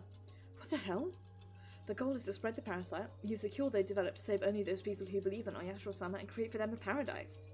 You sure it's all true? The scrapbooks say that most of the residents of Hinamizawa are infected by the parasite. There's medical evidence of its existence too. Can't believe it. Damn it, that hag Oria was in death's doors already. Yet she can't just cross the sticks on her own. This is indiscriminate terrorism. What the hell? The original parasite could only survive around Hinamizawa, but there's a high probability they've improved it to be able to survive in a wider area. It's going to destroy not only Hinamizawa, but also Okonomiya, or even the entire city, or the entire prefecture. Damn it, what should we do? Who's behind all this? It's the 3 families. Most likely the Sonozaki family's in charge, but I'm not sure if Oria was the leader or not. I can only refer to them as they. I also have no idea how far this thing reaches. Do you know where they're doing all this research? I can shut it down. I don't know. It's not in the scrapbooks either. Do you have any idea? Must be a big facility to do that kind of research. You can use a garage for remodeling guns or something like that, but when it comes to parasites, I don't think that'd be enough. Miss Mio was a nurse at the Irie Clinic. Do you think that could be it? I always thought it was a bit too big and fancy for a small village like Hinamizawa. Irie Clinic. They need a specially designed facility with advanced airtight containment amongst other considerations to be able to do research on dangerous parasites like this one. It's easy to equate suspicious research with a clinic facility, but it also sounds too easy and a little cliche. First I thought they converted part of the clinic into a secret research centre, but that actually sounds a little too unrealistic. Anyway, I don't know where it is, so please find that out. Can't you just raid every suspicious place at once? As you know, we need a warrant for that kind of thing. There's a way I can get one even after doing a raid, but I need conclusive evidence that it was actually the research building in question in order to do that. Oishi's a police officer. If he's going to work as a police officer, he has to follow their rules. But they are already planning bioterrorism. There has to be a reason why they killed Mr. Mio so quickly. I think the reason is because their day of revival isn't so far off. Okay, I understand. I'll try to do what I can. With an unthinkable plan like this, I imagine it'd be difficult to keep all the Sonozaki family members on their side.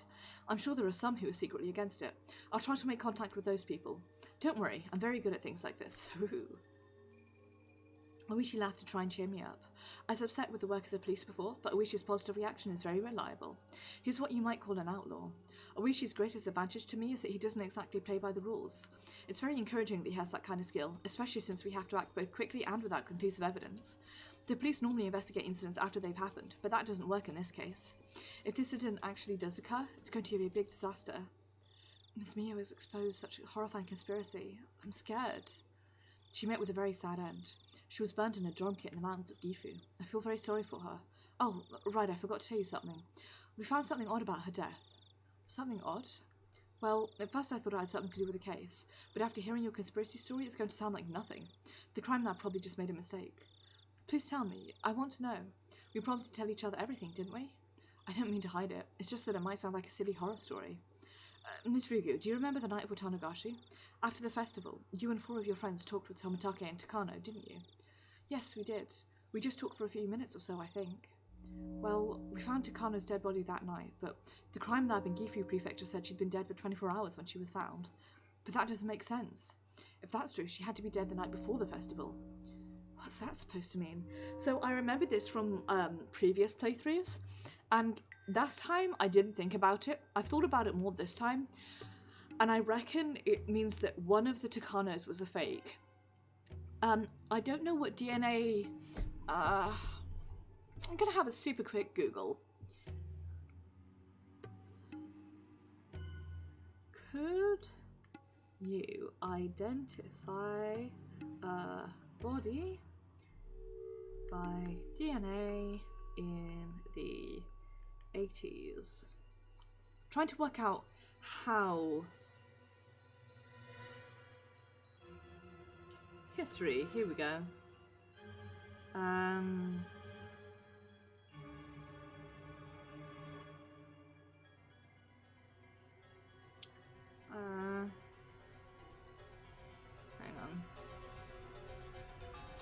DNA profiling, here we go. Let me turn this down, it's quite loud. Background.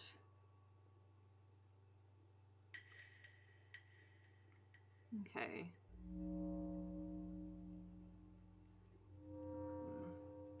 I'm trying to work out how they would,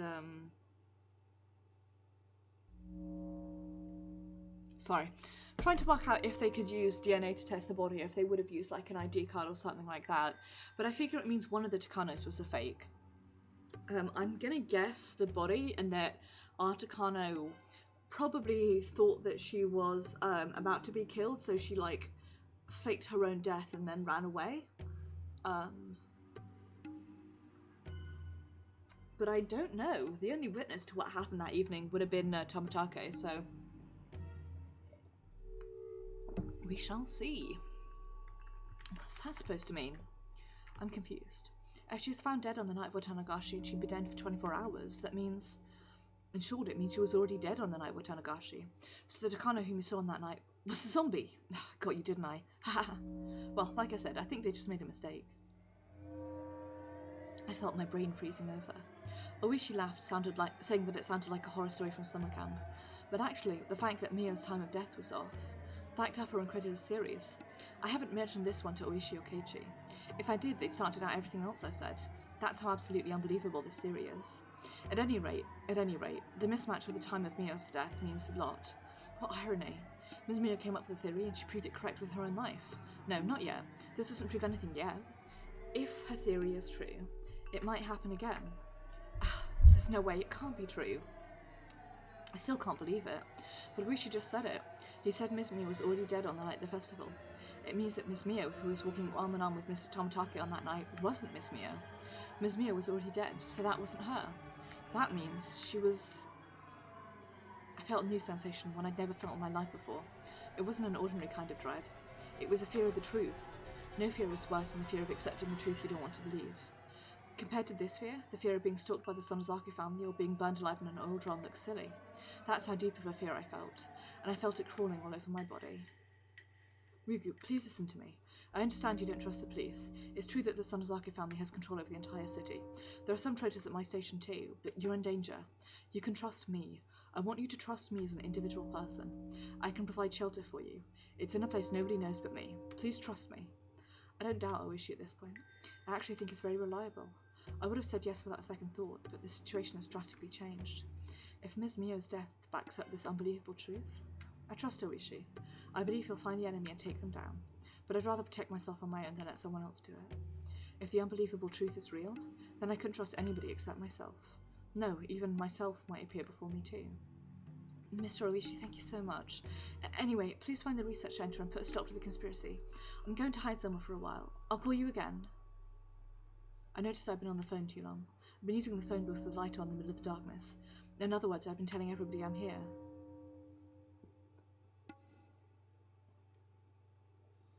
Hello? Hello? She hung up. Oishi wanted to talk more. He clicked his tongue and put the phone down. His junior, Kumagai, rushed into the room. Mr. Oishi, it's getting really bad now. The one who gave the Sonozaki called the order to find Reina Ryugu, it's Tatsuyoshi Kasai. Kasai? Akane Sonozaki's right-hand man? I bet it's because Mion's discovered she's missing and is trying to find her. Tatsuyoshi Kasai was a pretty high-ranking big shot, even amongst the boss's younger brothers. He used to be the boss of a subordinate branch, but after suffering a bad injury during a gang war, he stepped down and now he served as the boss's aide. Akane Sonozaki relies especially on him, and as her right-hand man, he's still feared even now. When Kasai moves, other gangs consider it a declaration of war. They fear him very much. He's a warrior amongst warriors. He's been lying low these days, but he's led countless numbers of gang wars. He was also the leader of the professional attack squadron that went to the US to receive military training during the Dam conflict. They're crazy enough to think of attacking the Ministry of Construction for real. It looks like it's causing quite an uproar amongst our informants. They're saying that Reina Ryugu must have found some kind of information that's very inconvenient for the Sonozaki Corps. I'm impressed at how to the point our informants actually are. Haha. Still, this is getting serious. Mr. Sato thinks it's the tape Oreo and the Ministry of Construction recorded during the secret negotiations. If that's true, it's going to cause quite a few deaths. This is more serious than that, Oishi thought. If a story is true, this is a massive conspiracy. It's going to cause more than quite a few deaths. Might destroy the entire village or even the entire prefecture. This is going to be the biggest terrorist strike in history. Reina Ryugu is in danger. Kuma, arrange an unmarked patrol car to keep watch on our house. As of today, we're going to put Reina Rugu under protection. She's convinced she's being threatened by the gang. I'll talk to the section manager later. Actually, Reina Rugu seems to have run away from home. A police officer confirmed that a lot of money disappeared from her father's cash box. Sounds like she took it and ran away. And I also had a car belonging to the Sonozaki Corps parked in front of her house too. What? Why didn't you tell me that sooner? Reina Rugu is in great danger. She wasn't calling me from her house then. We need to find her right away. Get me a car. Arrest the people parked in front of her house and get some guys over here. They're coming with me. Yes, sir.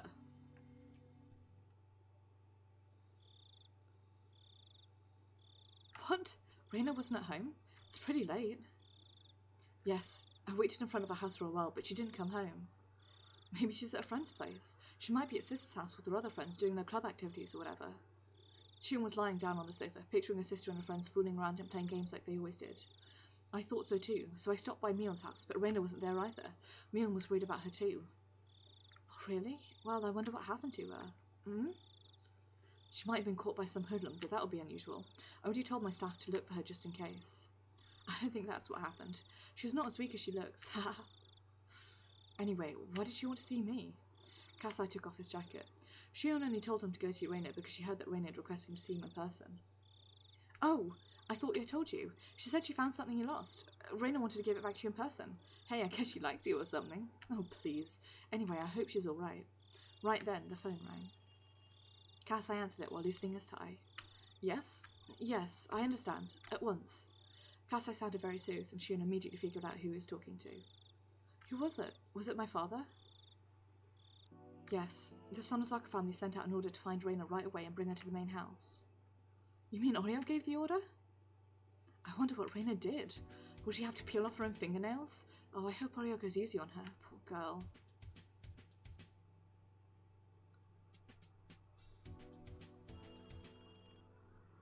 Reina hasn't come home yet? No, I heard that Reina ran away from home and that she's hiding somewhere. Hiding somewhere? What do you mean? Also, I just got this information. It seems the police are looking for her.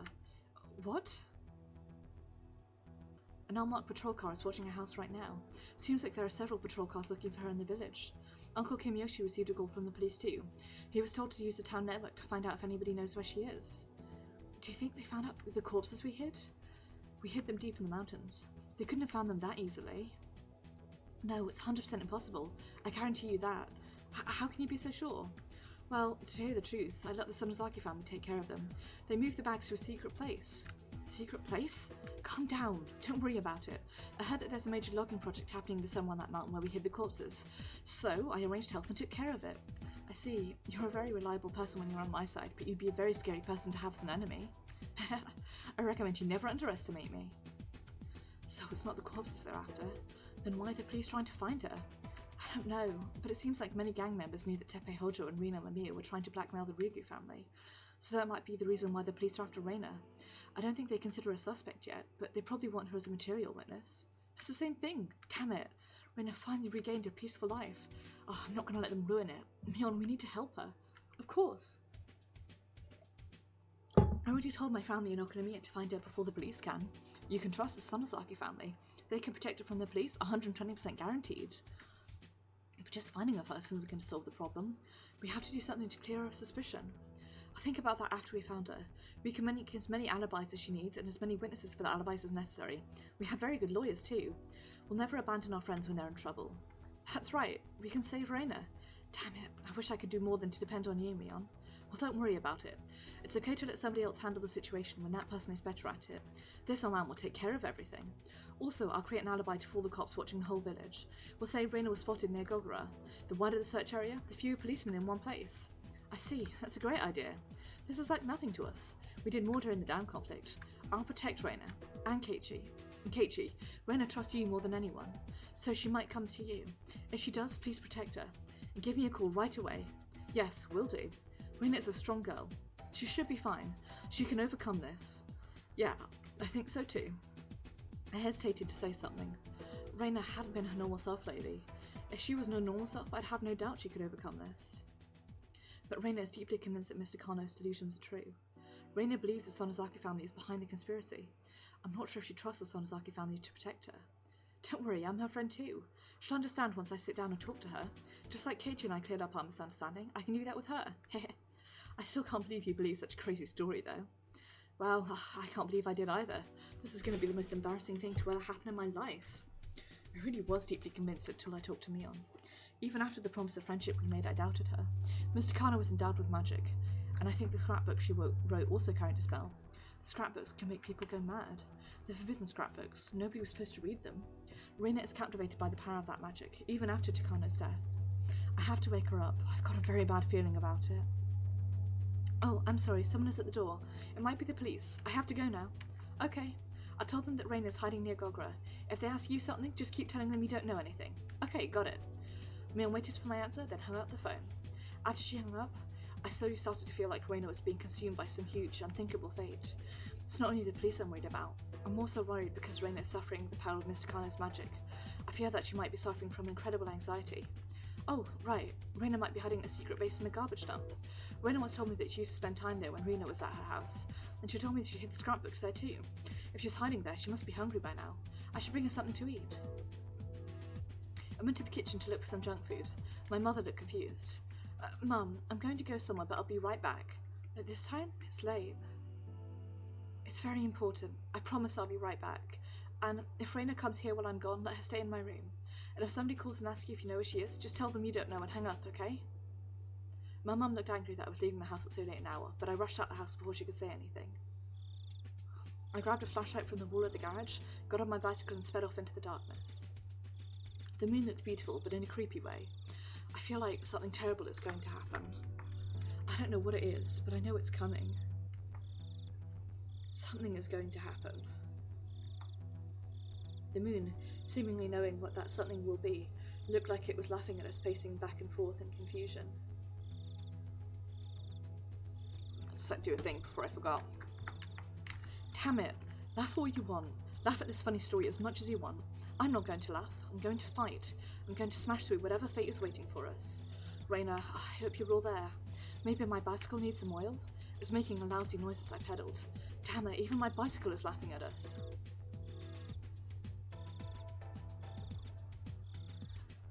This is getting good.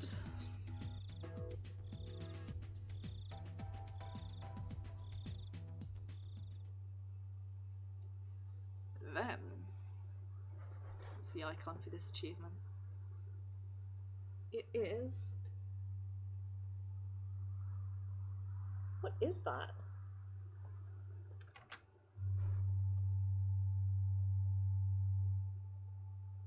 Oh, it's a phone box. Well, the next one is, I just want to live normally, accuse a friend of a horrible crime. So that sounds fun and funky fresh. I finished talking with Oishi on the phone and soon left the phone booth. I realised something and a chill ran through my body. I was in a phone booth that stood out tremendously in the dark. Somebody must have seen me. I was certain I was being watched. I saw glowing eyes staring at me in the dark. It wasn't human. Was it an illusion? No, I knew who they were. They were the ones controlling the 3 families who ruled Hinamizawa. Its eye level was too low for it to be human, and its outline was vague. I knew from the past records they were physically frail. The silhouette, which indicated its human appearance, was unbelievably unrealistic, especially its protruding head. One of the scrapbooks I received from Ms. Mio described their appearance in detail. Their eyeballs were pure red like blood, and their bodies smelled like ammonia. Even though some of them have at times been captured around the world, all of them melted or disappeared, leaving no trace behind. What SCP or creepypasta is this? The only traces remaining are the marks proving their descent to Earth. Right then, the impossible, unrealistic silhouette took a step closer and got closer and closer towards me, making an unrealistic noise as it crunched across the gravel. The noise pulled me back to reality. Don't come closer, you monster! It kept walking towards me. It sounded like it was kicking pebbles everywhere as it walked. It was coming closer and closer. I was scared, so I said the same thing once again. And this time, the glass door of the phone booth I was in just started to rattle and shake. Bang! It made weird sounds as if being struck by something. I screamed loudly in fear and started running. I ran so hard that it felt my lungs were about to explode. And then I looked back to find that the thing was no longer chasing me. Was it my imagination?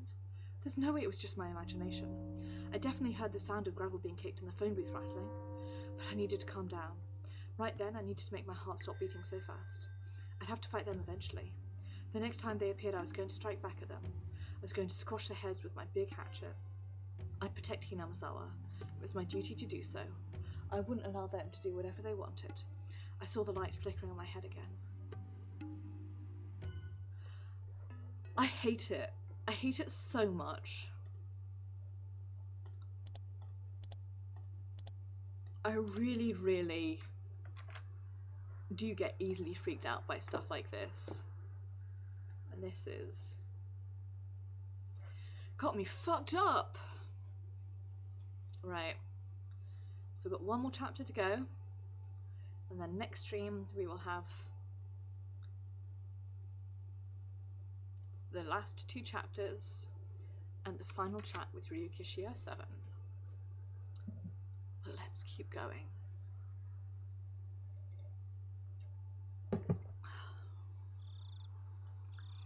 Even if I turned on the light in my hideout, nobody would see it because of the piles of abandoned cars in the way. While I'm aware of that, I decided not to turn it on just in case. It's a bit scary to hide in this quiet place, alone in the dark, holding my breath. I'd have to keep myself busy with something, but my brain won't work properly, and I don't even have the energy to think about what to do from now on. However, I don't have the courage to lie down to sleep and regain my strength either. Every time I heard or thought I heard a suspicious sound, I'd gasp and stare into the dark. That's all I did all night. Oishi believes that the Samsaki family is behind the conspiracy, but he can't do much without solid evidence. For that, he has to locate the facility where they're doing research on the parasite, but we have no idea where it is. I think the area clinic is still the most likely site, but I have no credible evidence. Really, I don't think they'd do a research in a place so obvious even I could guess it.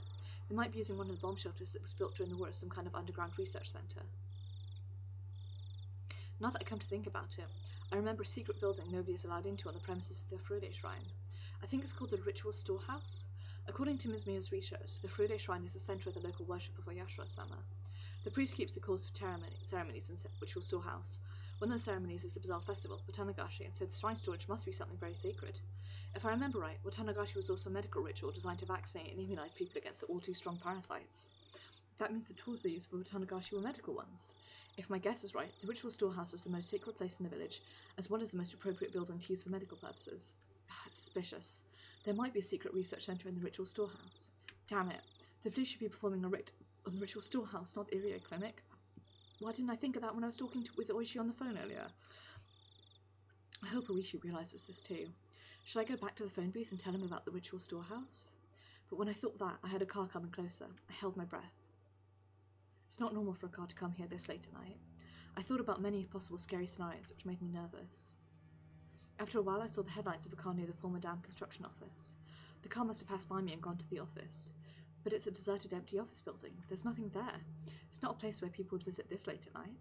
While I was staring into the dark, the engine of the car stopped and its headlights were turned off. I could see 2 flashlights flicker in the darkness. The lights moved into the office building. They must think I'm hiding in there. I held my breath and kept watching their movements. I can't tell who they are, but I bet they're pawns of the Samsaki family. They know that I ran away from home. They must be looking for me everywhere in the village. Though I need to conceal my breath, my face started feeling itchy and I had an urge to stretch my legs. My own body infuriated me. All day, every day, am I right, lads? The humidity made me sweat all over, so the back of my knees and my neck had been itchy for quite a while. Scratching would make an unbelievably loud noise, so I decided not to scratch anymore. Does it make a loud noise? I don't think that picked up on mic, certainly. It usually doesn't make any noise when I just scratch the mosquito bites. Oh, I'm probably just being nervous and overreacting. There's quite the distance between me and them, and I'm in the dark holding my breath. They wouldn't notice it even if I sneezed, let alone scratched myself. But I didn't want to make any noise at all, so I tried to forget the itchiness. But after that, I ended up scratching everywhere like mad. I had to live in hiding like this for a while. I don't know how long I can go on when I'm so nervous on just the first night. I need to toughen up more so I can remain placid even in a situation like this. I forced myself to relax, scratched my neck without hesitation, and tried to cope with the sticky sweat all over my body. I started getting hungry. My stomach growled. That's a good sign though, since it means I'm starting to relax. I can't eat yet though, it'd make a lot of noise. I decided to wait until they finished looking for me and went away. Go away, go away. I can eat if you go away. It seemed like the intention I was sending out bore fruit. They stopped looking around the building. However, I must have concentrated my thoughts too strongly. They were pointing their flashlights in my direction. Did they notice me? No. Not only that, they're walking towards me. I made my body as small as possible, hid under the blanket and listened for their footsteps as carefully as I could. All the while I heard their footsteps coming closer and closer. Since the footsteps are coming straight towards me, they must already know where I am, I think. Scary. But there's no way they already know where I am. If they did, they wouldn't have wasted the time looking for me around the office building, and they wouldn't walk as slowly as they did. It's just a coincidence that they're walking in this direction. Since I'm hiding under the blanket, I can't see who they are. I don't know where they're shining their flashlights, so I can't stick my head out from the window to see who they are either. I just have to stay motionless like a rock until I sense they're gone. They stopped when they came near my hideout. I could hear their conversation. I don't think she's here. Let's look somewhere else. You look over there. I could tell by the sound of the footsteps they went separate ways, and that each of them was walking around the piles of trash separately. I made this hideout of an abandoned car. I just redecorated it. So on the outside it still looks like nothing other than an abandoned car. But once you look inside, you can instantly tell it's more than that. So if they look inside, I'm done for. It's obvious that they're looking for me. Are they a Sonozaki Corps attack unit? Oh, if they find me, I'll be killed for sure. I know all too well that this place is perfect for murdering people. I killed 2 people here myself. If I can do it, it'll be no problem for them, because they're real professional killers. Even so, there's nothing I can do right now. I just have to pray they'll leave me here soon. At that time, I heard a slight beeping sound. This is Atsushi, I can hear you loud and clear. Yes, Gogora? Yes, understood. What's wrong? Seems like Reina Ryugi was in Gogora. Somebody saw her there. Oh man, that's it. We'll never find her now. What are we gonna do? It's an order. We have to find her no matter what. We have to bring her to him. Doesn't matter if she's in Sapporo or in Hakata. We have to find her. It'll be impossible to find her, though. Do we still have to look? Reina Ryugi was Mio Takano's scrapbooks, and he wants them. He was pretty upset about it, so I'm sure they're worth a lot. So what are we gonna do? Seems like he recalled the others except the ones who are watching our house, so we should go back to the office too. Let's have some barley tea or something. I heard their footsteps going farther, and then I didn't hear them anymore. After a while, I heard the engine of their car starting. I finally got out from under the blanket and looked outside the window. The car made a U-turn and drove away. The sound of the engine faded away into the darkness. I heaved a sigh of relief. I scratched all of my itchy mosquito bites, wiped the sticky sweat off my face and neck, and finally allowed myself to cough. I'd heard their conversation clearly. They're the pawns of the Sonozaki Corps, without a doubt. It matches with what Oishi told me, and they said something very important. They clearly said that they're after the scrapbooks. Up until now, I'd only assumed they were chasing after me because I had Mio's scrapbooks. I could have forced myself to believe it was just my assumption, but they said it loud and clear. We need to find Reina Ryugu. She has Mio Takano's scrapbooks. That's what they said. That's what they said. They also said they're keeping watch on my house. I'm not surprised. That's exactly what I would do if I were them. I can't go back to my house anymore. It's out of the question. But in fact, they said something way more important than any of that. They said Reina Ryugu was seen in Gogora. If I was in a normal situation, I'd probably think that somebody saw a look-alike and laugh out loud. But the situation is different now. Ms. Mio wasn't dead, but she was at the festival.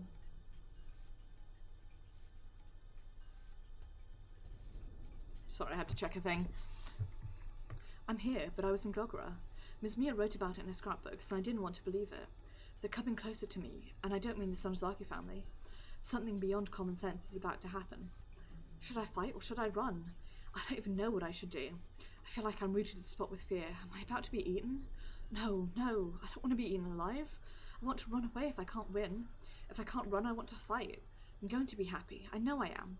I'm not going to sit pretty and let them get me. But the enemy Ms. Mio told of in the scrapbooks is coming closer to me and starting to eat me up. I'm in the garbage dump, alone. If I disappeared right now without anybody knowing it, the person who's in Gogora would replace me and start living my life. Nobody would notice the change. My father would notice it, my friends wouldn't notice it. It would replace me without having anyone notice it. Wait, many people close to me might have been replaced already. That's right, the Sonozaki family is plotting bioterrorism, but that's only a part of what they are planning. Mice possessed by them don't get scared of cats. As a result, they don't run away. They'll be eaten by the cats and they can move into the cats' bodies. Mice are only used by them for that purpose. It's not that they lose fear of the cats in order to help them achieve their purpose. The same thing goes with the Sonozaki family. They think they're doing things by their own will, but they're just helping them without realizing it. That's exactly how they've lived since long ago, being the parasite. We're nothing but a bunch of mice to them. Most mice are stupid. They don't even notice their existence. They help them to achieve their purpose, thinking they're living their lives by their own will. I'm going to mention a piece of media here that I'm pretty certain nobody but me has ever seen. It is a show, an old CBBC show called Jeopardy! It was in the mid-2000s. It was very, very good. And it was about a group of Glaswegian teenagers who are all part of an alien club, and they go part of an alien club? I think they are. A lot of them don't believe it's real. Some of them do, but they sort of get the school sponsors them to go on this trip to the Australian outback in order to go UFO hunting. And then it starts to transpire over the first series that the UFOs may be real. And it gets a bit conspiracy theory in the end. It's very, very strange. It does have a happy ending, but it definitely involves aliens replacing humans. And you can tell that they're being possessed by the aliens because something happens to their eyes. Their eyes go bright red, like they're wearing like bad red sclera contact lenses. And it's sort of ridiculous and cheesy and badly written, the effects, but the actual story of it is really, really good, and that's what I'm thinking of. I am also easily freaked out, and it is pretty dark in my room, and I keep looking over my shoulder expecting an alien to appear in my kitchen doorway, I guess, even though I'm sitting right next to the fire escape. But anyway, that's just a fun fact to you about me getting easily freaked out. If my voice sounds weird, it's because my mic is angled towards me, and then I am turning my head around away from the mic. They help them to achieve their purpose, thinking they're living their lives by their own will. But very rarely a mouse with wits is born. The mouse notices that they're being used, and he also notices their existence. But nobody believes him, so it's not a big deal. He starts thinking that it was his mistake and he gets swallowed by them. Eventually he disappears. But even more rarely, a mouse appears from nowhere, notices their existence, and objectively proves it. That mouse was Ms. Mio. To them, this mouse was a very rare and dangerous existence. That's why they resorted to unbelievably bold and violent methods to try and eliminate that mouse when it appeared. But surprisingly, we knew about those measures, but the stupid mice don't believe it. They don't notice that they are forcing them to not believe it, and that they're helping them in the end. They killed Ms. Mio. And then they tried to replace her. But they made a mistake. We found the real corpse of Miss Mio. That's why they failed to replace her. They'll try to kill me and replace me too. Or they'll replace my friends in order to get close to me. They look just like real people, but they're totally different inside. They're an abnormal existence that's beyond our imagination. I know they'll appear. No, they're already here. It appeared the day after Miss Mio died. It appeared in Gogora tonight. They'll keep coming. They're openly after me now. They'll keep coming. They'll keep coming. Right then, I heard somebody coming down the slope. I concealed my presence again, and I looked at the direction where the footsteps were coming from. I could see one flashlight. It looked like there was only one person now. Who is it? This late at night? Its shadow was very small. I can tell it isn't an adult. I felt a chill running through my body. It shined the flashlight towards my hideout, and its footsteps were coming straight towards me. It's different from the other guys earlier. I can tell by the sound of the footsteps that it knows I'm hiding here for sure. No, it must just be a coincidence. I should just conceal myself again. I can make it through this again. I made it through last time. I need to hide. I pulled the blanket over myself, made myself as small as possible, and kept telling myself that I was a stone. But the footsteps kept coming closer and closer, and it knocked on the door of my hideout. I opened my eyes wide. I broke out in a nervous sweat. Not wanting to believe that the sound I heard was a knock, my mind went completely blank. But it knocked on the door again. I could feel a light shining on the blanket. It might be shining the flashlight on me, but I still held back my fear. As long as I don't move, it can't put a finger on me. I kept telling myself that as if I was casting a spell. I tried not to shake in fear. It laughed. It has laughed at me because I thought I was still hiding perfectly. But I still tried, because if I got out the blanket, what are you scared of? I threw off the blanket and saw the owner of the voice. Oh no!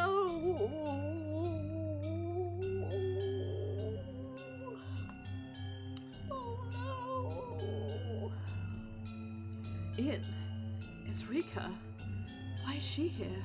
Why did she come here to see me? I don't understand why she came all the way here alone late at night. I realised all of a sudden. She looks just like Rika on the outside, but she's not her. It is just copying her appearance. It came to Mio, to me, and to Rika. I decided to talk aggressively on purpose in order to work up courage before my fear crushed me down. Is that you, Rika? Meep. Who else do I look like? It answers just like the Rika I know, but I know it's not Rika. Rika couldn't come up with a place like this so late at night. I know who you are. I know you're not Rika. Huh? I'm afraid you can't see me like you can the others. Even though you look just like her, I know you're not Rika. You're not my friend, Rika Furude. Who are you? Rika looked stunned for a while. She looked as if she didn't understand what I was talking about, but she pretended like that for too long.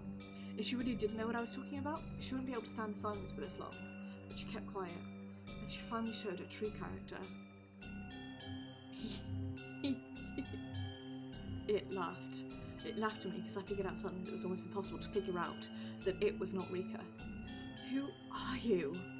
It didn't answer my question. It kept laughing for a while. And then it looked straight into my eyes in a way that Rika never did before, and it said this.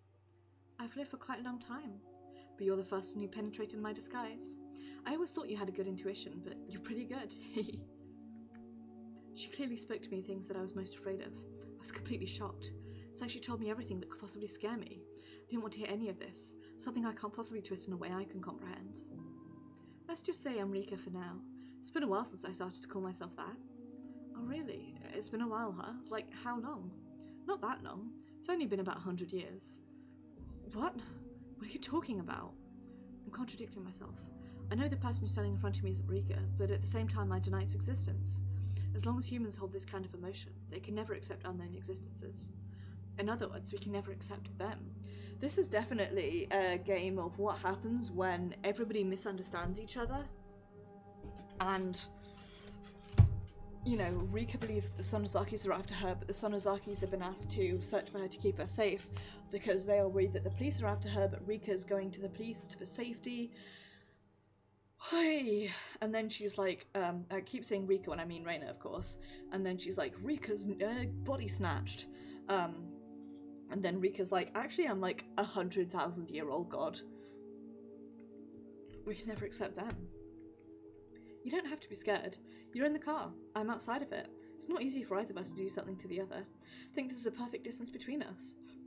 No matter how long I've lived, Rika Furude is still just a little kid. He's still stronger than me. I should be more careful than you, because you could snap and jump on me any time. I realised this creepy thing that looks like Rika was only here to talk to me. I felt my tension fade away a little bit. But still, I don't know what she wants to talk to me about in a place like this, so late at night. I'm like a fish on a cutting board. There's nothing I can do other than wait and see what's going to happen. I waited for it to make a move for a while, and then it opened its mouth again. You're afraid of something, am I right? It uses sarcasm. Rika's cute face looks uglier than ever even when it smiled.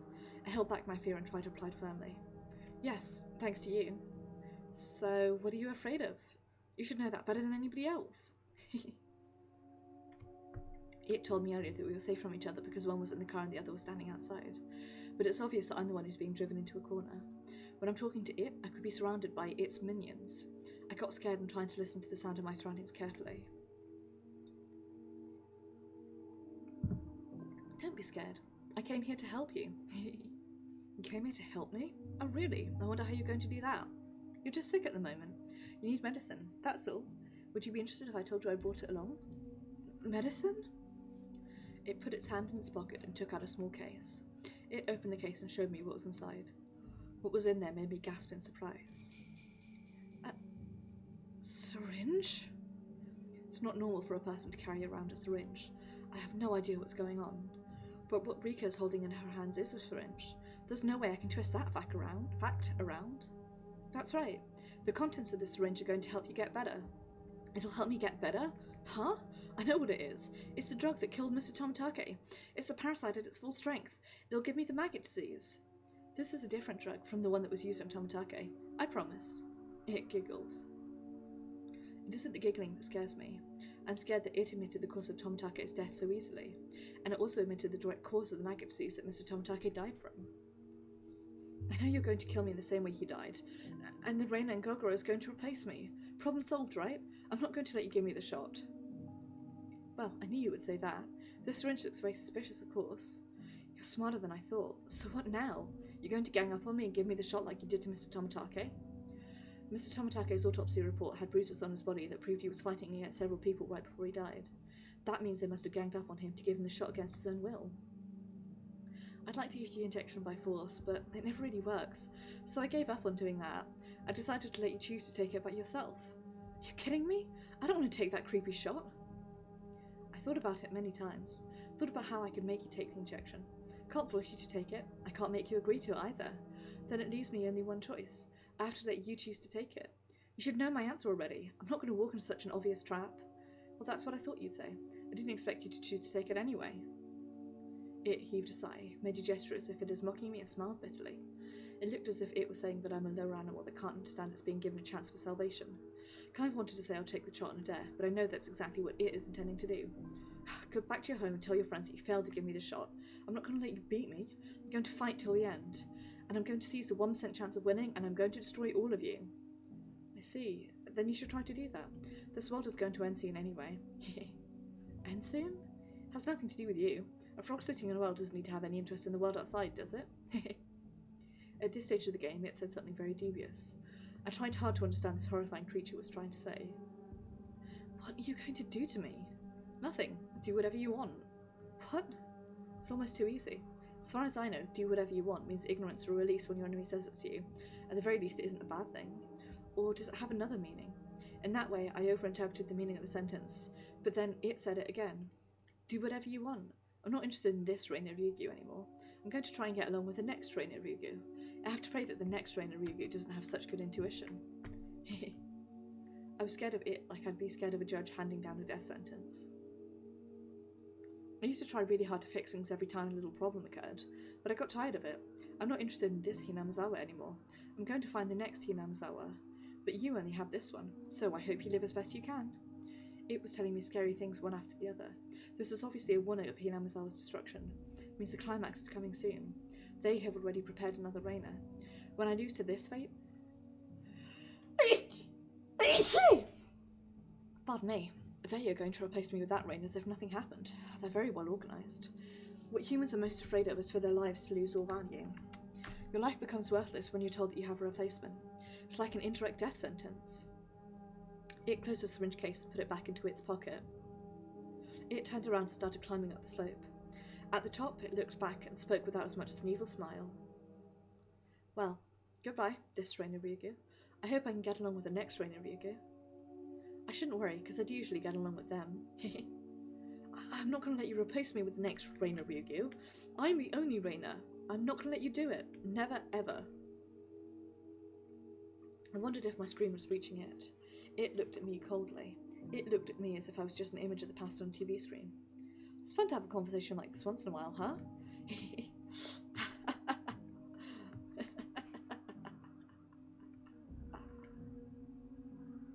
I can't do evil cackle, so I have to do ones like that.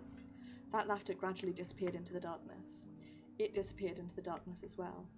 I was the only one left there. I'm forsaken, and they don't care if I disappear. They told me I should struggle as much as I want because it doesn't matter anyway. They already have a replacement. They don't need me and their Hinamizawa anymore because my intuition is too sharp. When I realised that, I noticed that this garbage dump is a perfect grave for me.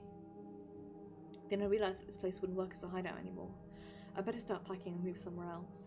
It told me to struggle as much as I want. I'm going to do just that. Damn it. I have to get ready to move out from here. I'm going to put everything back into my backpack. I have to leave here as soon as possible. The light of the flashlight wasn't enough to see by, so I turned the table lamp on. The light made things show up very clearly. When I reached my backpack, I realised something and gasped in surprise. The palm of my hand was covered with an eerie liquid. I thought I'd wiped off my sticky sweat earlier, but it wasn't my sweat. Then where did this blood come from?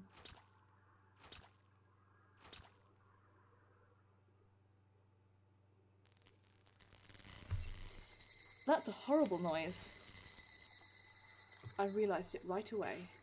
I was scratching the mosquito bites on my neck earlier, and I scratched them until it bled. When I noticed that, I remembered the sensation, the mixture of pain and itchiness. I felt something moving near the wound on my neck, so I scratched it again to get rid of whatever it was. My hand got sticky and wet with blood again. I can't see what the things are because I don't have a mirror, but I know. They're already spreading through my entire body, causing the itchiness on my arms and back and my knees. I'd never experienced it before. I think I got bitten by a bad bug or something. But unfortunately, I already know what's causing this itchiness. Why? Why? I said it with hatred. Why now? Why here? It's the maggot disease, without a doubt. If I cut the veins on my arms, the dusky red gross things would flow out.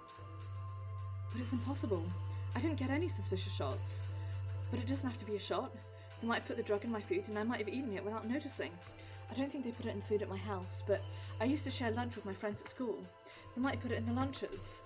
The Rika who visited me just earlier was shining a flashlight on me, so she knew that I was scratching my neck so hard it bled. Nevertheless, she acted like there was nothing wrong, and she told me that I wouldn't last long. Now I know why she was laughing at me in a sarcastic way.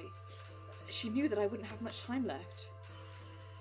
It itches badly, but I can't scratch. The more I scratch, the itchier it gets, and I'm not going to do the same thing Mr. Tomitake did. Damn it, damn it, damn it! Itchiness might not be temporary. It might actually get worse. I don't know if it's going to stop soon or if it's going to last until I die from it. I don't know anything anymore. I just have to endure the itchiness. I wiped the blood on my neck with a towel, clenched my teeth and tried to erase the desire to scratch my neck.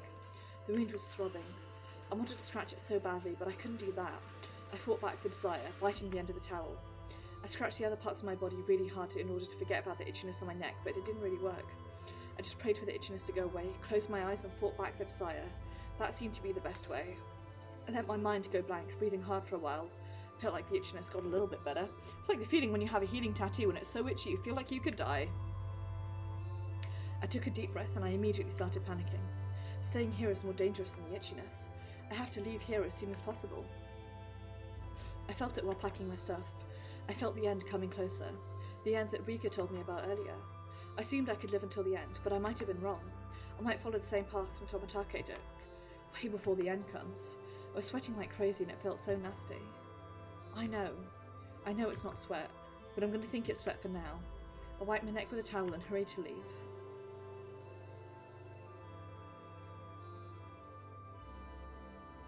I hate that we've got the phone ringing as well. Don't do the music like that. This area has no streetlights, so I was scared to run fast when I could barely see. The moon lit up the sky, but not my steps. The only light I had to see by was my flashlight. The light was very weak. All I could see was the flat gravel road before me. Anything the flashlight couldn't reach was in total darkness. The expression often used in novels, pitch black, wouldn't be inappropriate. I might trip over an empty can or a rock any time. Not wanting to fall, I used the flashlight to its maximum extent to watch my step, but I was still a bit nervous. I started running slower and slower until I was just walking briskly. Did I just stop running because I'm afraid of tripping in the dark? But I usually run around without watching my step during the day. I run around with Reina and Mion all the time. Even if I can see what's underfoot, I don't pay any attention. I don't think I might trip. I just keep running around without a care. Reina might be feeling the same way I am now. For Reina, the light with which she illuminates the darkness of suspicion is too weak, and the darkness of the illusion she deeply believes in is getting darker and darker. That's why she's scared to walk on the same roads she always used to take. She fell for the contents of those ridiculous scrapbooks. People might laugh at her for that, but those scrapbooks aren't normal. They manipulate their readers' hearts and, with evil intent, take advantage of their vulnerabilities. That evil intent captured my heart for one night. That's why I know how evil they are. They're just urban legends like the prophecies of Nostradamus or the Purple Mirror. They're a bunch of feasible lies, and when you hear about them at first, you think they're too stupid to believe. Purple Mirror? I've not heard of that.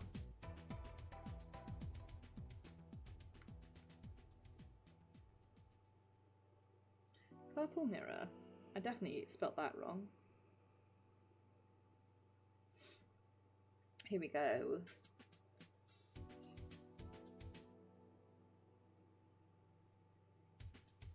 There was a young girl who enjoyed playing tricks. The girl received a valuable hand mirror from her parents, which she painted purple. She thought she'd be able to remove the paint if she didn't leave it for too long. But no matter what she did, the paint refused to come off. Finally, filled with regret, the girl muttered purple mirror over and over until her death on the day of her 20th birthday. Ever since that day, the girl's feelings towards that purple mirror were transferred to the words themselves, and all those who under 20 who remember them will die just like she did. Good thing I'm over 20 now.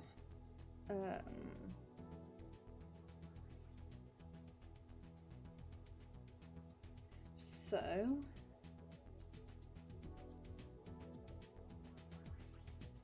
apparently she was, original story, hospitalised with immune impairment, so she spent most of her teens in a hospital bed. She was gifted a can mirror. One day she painted it purple. According to her own words, it's because she liked the colour purple. Even though her actions were clearly strange, suddenly coming back, she was shocked. She tried to peel it off, but it wasn't stuck. Unable to use it every... So what happened? The illness worsened. What is it? 18 years old. Okay. Married until graduation.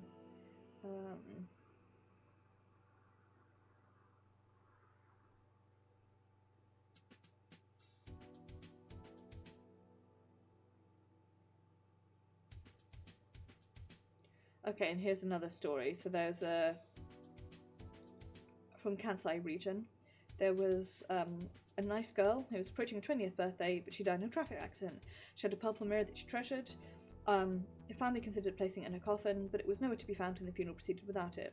A short while later, a terrible rumour started to spread. She was dating a boy of less than reputable reputation. Things turned sour when she suggested they break up, which is why she died. Not only that, the purple mirror had been a gift from a boy. The rumours were groundless, and it was none other than one of her friends who started them. The day of the ceremony arrived, and the friend who started the rumours of the dead girl disappeared. Not only had she gone missing, but they also found the aforementioned mirror in the bedroom. The girl was never seen again, and the parents ended up dying due to anxiety. So basically, it's a funky fresh story. Hard to believe. When you hear about them at first, you think that you stupid believe. But once you fall for them, it's hard to get them out of your mind for some reason. It will be the year 1999 in less than 20 years. Everybody knows about the prophecy that the world will come to an end in July of 1999. There are even some TV shows about it too, which irresponsibly fan people's fears, so some people take it seriously. Those people think the prophecy means the outbreak of nuclear war, so some of them are making shelters in their backyards. Some of them are thinking about freezing themselves by 1999 so they won't be exposed to radiation, only waking up after it's gone. Those people are completely serious about it. But when you think about it rationally, it's impossible that there'll be an outbreak of nuclear war in 1999. It's true that the Cold War makes us think the final war will break out any time, but both powers are actually pointing the nuclear missiles at each other, and they know there's nothing to gain for either of them to start a nuclear war. The Soviets might still do it. The Soviets would destroy the world if it meant eradicating liberalism. That delusion that the Soviets might do it could be neatly swapped for the way Mr. Kano uses the Sonozaki family in her scrapbooks. When people create a large-scale delusion like the prophecies above, they always use an incomprehensibly unknown enemy, such as the Soviet Union, Nazi Germany, or aliens. They say something like, "You never know, they might do things like that," to try and increase the credibility of their delusions without any evidence whatsoever. What did Mr. Kano know about the Sonozaki family? Nothing. All she did was use the history of Onagafuchi and say that the Sonozaki family is still working behind the scenes, plotting a horrifying conspiracy. It's just like one of those large-scale prophecies. It's nothing but just a stupid story like that one about Nazi Germany, which says that the Hitler's still alive and lives in an underground complex somewhere on the South Pole, continuing his plot to conquer the world. Rena usually doesn't believe in stupid stories like that, but it was just bad timing, I suppose. It was right after she killed Rina Mamiya and Teppei Hojo, and was caught by us. She was in a state of panic when she heard the story. We were waiting for her to recover from the shock. But before she did and regained her strength of heart, a poison got into her and spread all throughout her body. When you're sick and have a weak immune system, it's easy to get another disease. It's just like that. That's it. Rena's just sick right now. When you're very sick, in bed with a high fever, you sometimes feel like you might die from it. But most of the time, you're just overreacting. You get better soon after you take a medicine, eat healthy food, and sleep a lot. That's how she is right now. She caught a mental cold, that's all. She just needs to get better soon, or she might get caught by the police. I passed several patrol cars on my way. It hit every time I saw one since I didn't want to be questioned. I was probably passed by them twice. When I came close to Reina's house, I saw a car parked near the gate. It was obviously watching House, trying to capture her when she'd arrive home. Mion ordered the Sonozaki family to find Reina to protect her from the police, but I'm not sure if they can. After all, Reina believes that the Sonozaki family is after her. But if they don't find her, the police will eventually. If that happens, all of us who helped her bury the corpses will be caught by the police in the end. I don't know how or why the police came to suspect her. I think they only have some circumstantial evidence. I don't think they know she did it for sure. But since they're looking everywhere for her now, they must have some kind of reliable evidence. Oh, Reina, come on. You don't have time to play around with Mr. Kano's scrapbooks right now. The police are after you. It was so dark that I couldn't be sure if she was down there, but I made up my mind and headed down the slope, carefully shining my flashlight to light my way. I wanted to loudly call out Reina's name, but there might be some policeman nearby looking for her. I walked around a trash pile and then I saw a light. It was Reina. I ran towards a hideout, kicking aside the trash in my way. Reina was standing right in front of the hideout, holding a hatchet. I couldn't blame her. She must have noticed all the noise I'd made coming down the slope. Reina, it's me. Keiichi? I sure have a lot of visitors tonight. Who else is here? I shone my flashlight around, but I didn't see anybody else. I'm leaving because it's not safe here anymore. I don't want you to know where I'm going, so please don't follow me. Raina, what happened to your neck? You're bleeding. I'm okay. They might come back again, though. Raina's neck was all red. It looked like she had some kind of skin disease on her neck. She probably couldn't bear the itchiness and had scratched at it really hard. You need to do more than just wipe it with a towel. Come to my house. You need to clean it up. Don't worry about it. It isn't an injury, and it's too late anyway. Too late? What do you mean? They must have put the drug in my food without me realising. It's the drug that killed Mr. Tomitake. They probably used a syringe to inject him with the drug, but they changed their methods this time. I think they put it in someone's lunch. Don't you remember? Mion gave out a piece of her omelette to everyone the other day at lunch. She must have put it in the omelette. She's smart. She used a slow-acting drug this time. Damn it. Rena kicked the dirt with hatred. She was almost literally kicking Mion's goodwill to the curb. Hey, Rena. Are you seriously saying that Mion would do such a thing? Huh? Rena looked stunned and she stared straight at me. I noticed a slight accusation in her eyes. I can tell by looking into her eyes that she wants to say, "What are you talking about? I already told you that the Sonozaki family is the mastermind behind the conspiracy." First of all, Mion didn't get out of her omelette to everybody that day. Mion cut her omelette into 5 pieces and she told us to take one if we wanted. Rena took the end piece of the omelette before anyone else took one. She said it looked cute and ate it right there. No, that's not what happened. Mion tried to make me eat the omelette because she put a drug in it. Rena, stop interpreting everything so conveniently. Mion just put the 5 pieces of the omelette on the lid of her lunchbox. No, she didn't. She gave out each piece to every one of us. Rena, think about that. Think about it. Have we ever done something like that before? We usually take whatever we like from everybody else's lunch. Nobody's ever said something like, "This is your piece, so take this," or "This is her piece, so don't take that," you know? She looked at me with that accusation in her eyes. To Rena, everything that is coming out my mouth must sound like a lie. To her, it's a fact that she was poisoned. She knows for sure that the drug was in the omelette. That's why she's contradicting me, because I'm saying something different. I didn't come here to make her mad. I realised that disagreeing would only escalate her anger, so I decided not to. Anyway, you said this place isn't safe anymore. Where are you going to go then? Well, I'll find somewhere. It's not that easy to find a place to sleep. Why don't you come to my house? I appreciate your offer, but I can't do that. The Sonozaki family is looking for me everywhere in the village. I don't think you'd betray me, but I don't think you can hide from them either. It's not the Sonozaki family who are looking for you, it's the police. Huh? Why? Mr. Oishi's on my side, and I told him to leave me alone. I don't think he's looking for me. I think they know that you killed Rina and Teppei. Oh, I see. I was relieved that we were finally on the same page, but I realised I was wrong right away when she laughed in self-derision. Do you know how the police found out that I killed them? No, I have no idea. Nobody saw her killing them. Nobody saw us burying the corpses. We buried them deep in the mountains and we camouflaged the spot perfectly. Plus, Mio moved them to a secret place afterwards, so it was impossible that the corpses would be found. I went there this evening. I went there to check the spot where we buried them. Guess what I found? Ah, that didn't sound good. Of course, Reina's no idea that Mion took care of the corpses. She'd think the corpses were still buried there. They weren't there. The corpses. Somebody dug them out and carried them somewhere else. Oh, Reina, that's because, it's impossible that someone happened to dig them up. I chose the place, so the only people who know about the place are me and my friends who were there. That's right. Well, the thing is, I know who did it. It's Mion. They didn't want me to work with the police. They needed to have some insurance, but I didn't think they'd use the police to find me. I guess I don't get how it looks anymore as long as I'm captured. Come on, do you really think Mion would do such a thing? She did! Mion sold me out. No, she didn't. Mion is your friend. Rule on your side no matter what happens. Even if the whole world turned against you, we'd still be on your side. Even if the whole ocean evaporated, Mion would never sell you out. I don't understand why you're defending her. It's just the opposite. I don't understand why you're doubting her. That's simple. Ms. Mia revealed the existence of the conspiracy to me, and the fanatics are— Shut up, shut up! I'm sorry, I didn't mean to yell at you like that. I apologise, so please listen to me. The corpses are gone because Mion dug them out. See? I told you! Listen to me until I finish, okay, me? Mion dug them out because she found out that the place isn't going to be safe for much longer. There's a logging project scheduled to begin on that mountain this summer. That was why. That's why she dug them out, to save you from being caught. Reina laughed at me like I was stupid or something. I could tell she didn't understand anything I was saying. Don't you get it? Mion made that up. She just wants to look good when you're around. She's a dirty bitch. Hey! Then what was she supposed to do? You saying she should have left the corpses there knowing that the forestry service would find them this summer? She can do that because she's your friend. Why can't you understand that Mion made everything up, including the lodging project? You're the one who doesn't understand anything. After I yelled at her, she gave me an icy look. She stared into my eyes, as if trying to find out what I came here for. I came here to wake you up. You're possessed by an impossible delusion because of Mr. Kano's scrapbooks. First I thought it was interesting, but this is getting way out of hand. You know why? It's because I'm making you sick. Oh, the girl who looked just like Rika told me the same thing.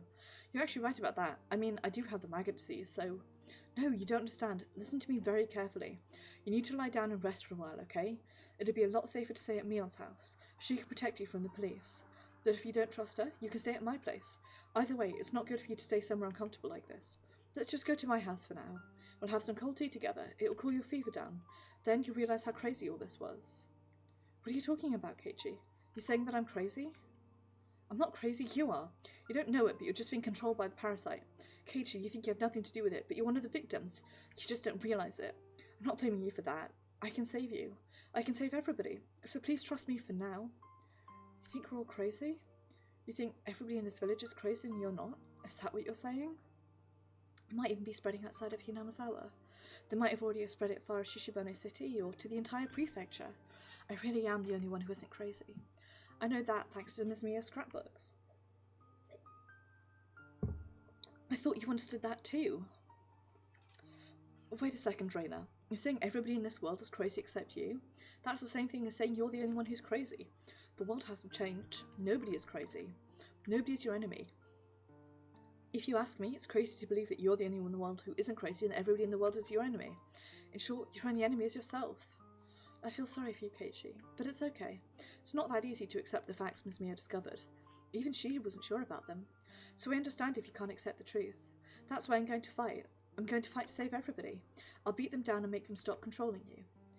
Reina, that's stupid. That's just idiotic. You feel sorry for me? You're stupid. Why don't you understand? Why do you still believe a crazy, stupid story like this? You're just interpreting everything to suit your convenience. They have replacements for Mio, Rika, and me. They're going to replace me after I'm killed. What? Replacements? Are you seriously saying that? You know what? I'm going to tell you the truth. I haven't told you about this yet. The true identity of the parasite is aliens. Aliens? Yes. Oyashiro-sama is also an alien. The description of his descending from the sky matches with alien theories from all over the world. Whenever a great civilization flourished, it was always the aliens who accomplished it. They have advanced knowledge. They came to Earth to help immature humans evolve. Oh, Reina. Hey, wait just a minute. You must be kidding, right, Reina? The parasite theory was interesting, but aliens? Come on, that's just nonsense. But Reina believes this theory so seriously, and she feels sorry for me because I can't accept it. They've been controlling the community by living as parasites in human bodies, but sometimes someone with a sharp intuition comes along and tries to reveal the truth, but they get rid of them in order to maintain their control of the community. They sometimes kidnap those people with sharp intuition and put a piece of metal in their bodies to gain control over them. When that doesn't work, they replace those people with their copies. They made a copy of Ms. Mio. They made a copy of me too. Rika's copy came by just a few minutes ago. I talked to it. It admitted that it came from space. It told me that the end of the world is coming soon, and it laughed at me, saying I should struggle as much as I want. I'm going to fight. I'm not going to let them domesticate our species. I'll never, ever. So stupid. I stepped towards Reina and slapped her in the face. I was hoping it would return her to sanity. Wake up! Reina, did you forget? It happened here, just a few days ago. We all took each other's hands here, didn't we? And we promised we'd be a family made of friends forever. Reina played with her wrist. She didn't interrupt, so I continued. If you're seriously saying that aliens are controlling the Earth, I'll believe you. Even if everybody in this world didn't, I would. That's because I'm your friend and I'm on your side no matter what. But I want you to listen to me too. I want you to listen to me because I'm your friend. Mr. Kano made up all the stories in the scrapbooks. It's true. Mr. Kano was an occult maniac. She enjoyed interpreting the old history of Hinamizawa any way she wanted. She made up ridiculous stories out of it and she read them to people for fun. So the parasite story isn't the only one she made up. There are many stories about UFOs, some kind of creatures from the underworld, and many other things. So the one you read in the scrapbooks was just a new story she made up recently. Don't you remember that she liked to make fun of people? She was just making fun of you because you took her story so seriously. If it was just a story she made up, why was she killed? Her autopsy report said she'd been dead for 24 hours when she was found, but she was there at the festival. Why? How are you going to explain the cause of Mr. Tomatake's death? What about the Sonozaki family? What about the legend of Hinamizawa? What about Ayashiro-sama and Rika? You're saying everything is made up? You're saying the whole world is lying to us? Stop making connections between everything. That's a typical symptom of paranoia. Don't think so hard. You're just tired. That's why you need to rest. All I'm going to do is offer you a place to relax, a bed, and food. If you can't trust my food, you don't have to eat it. Eat whatever you have. Anyway, please, just trust me for now. My story makes more sense than yours. I have evidence to prove it. But all you're saying is that I should trust you. Isn't it obvious who was right? Yes, it is obvious. Me. I'm right. How can you be so sure? It's easy. It's because I'm your friend.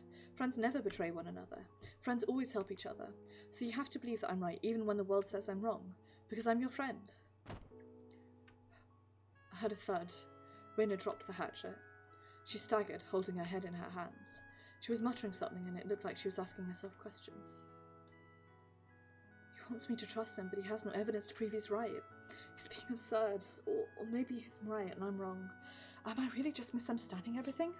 It'd be wonderful if that was true. I wished I was wrong so many times. I wished Miss Mia's scrapbooks are nothing but a bunch of stories and the parasite doesn't exist. Some coincidences happened to connect together and I interpreted them in the wrong way. I really wish that was the case. Don't give up, Reina Ryugu. Be cool, Reina Ryugu. This guy has poison in his words. He's trying to take advantage of my weakness. Everything is too obvious not to believe.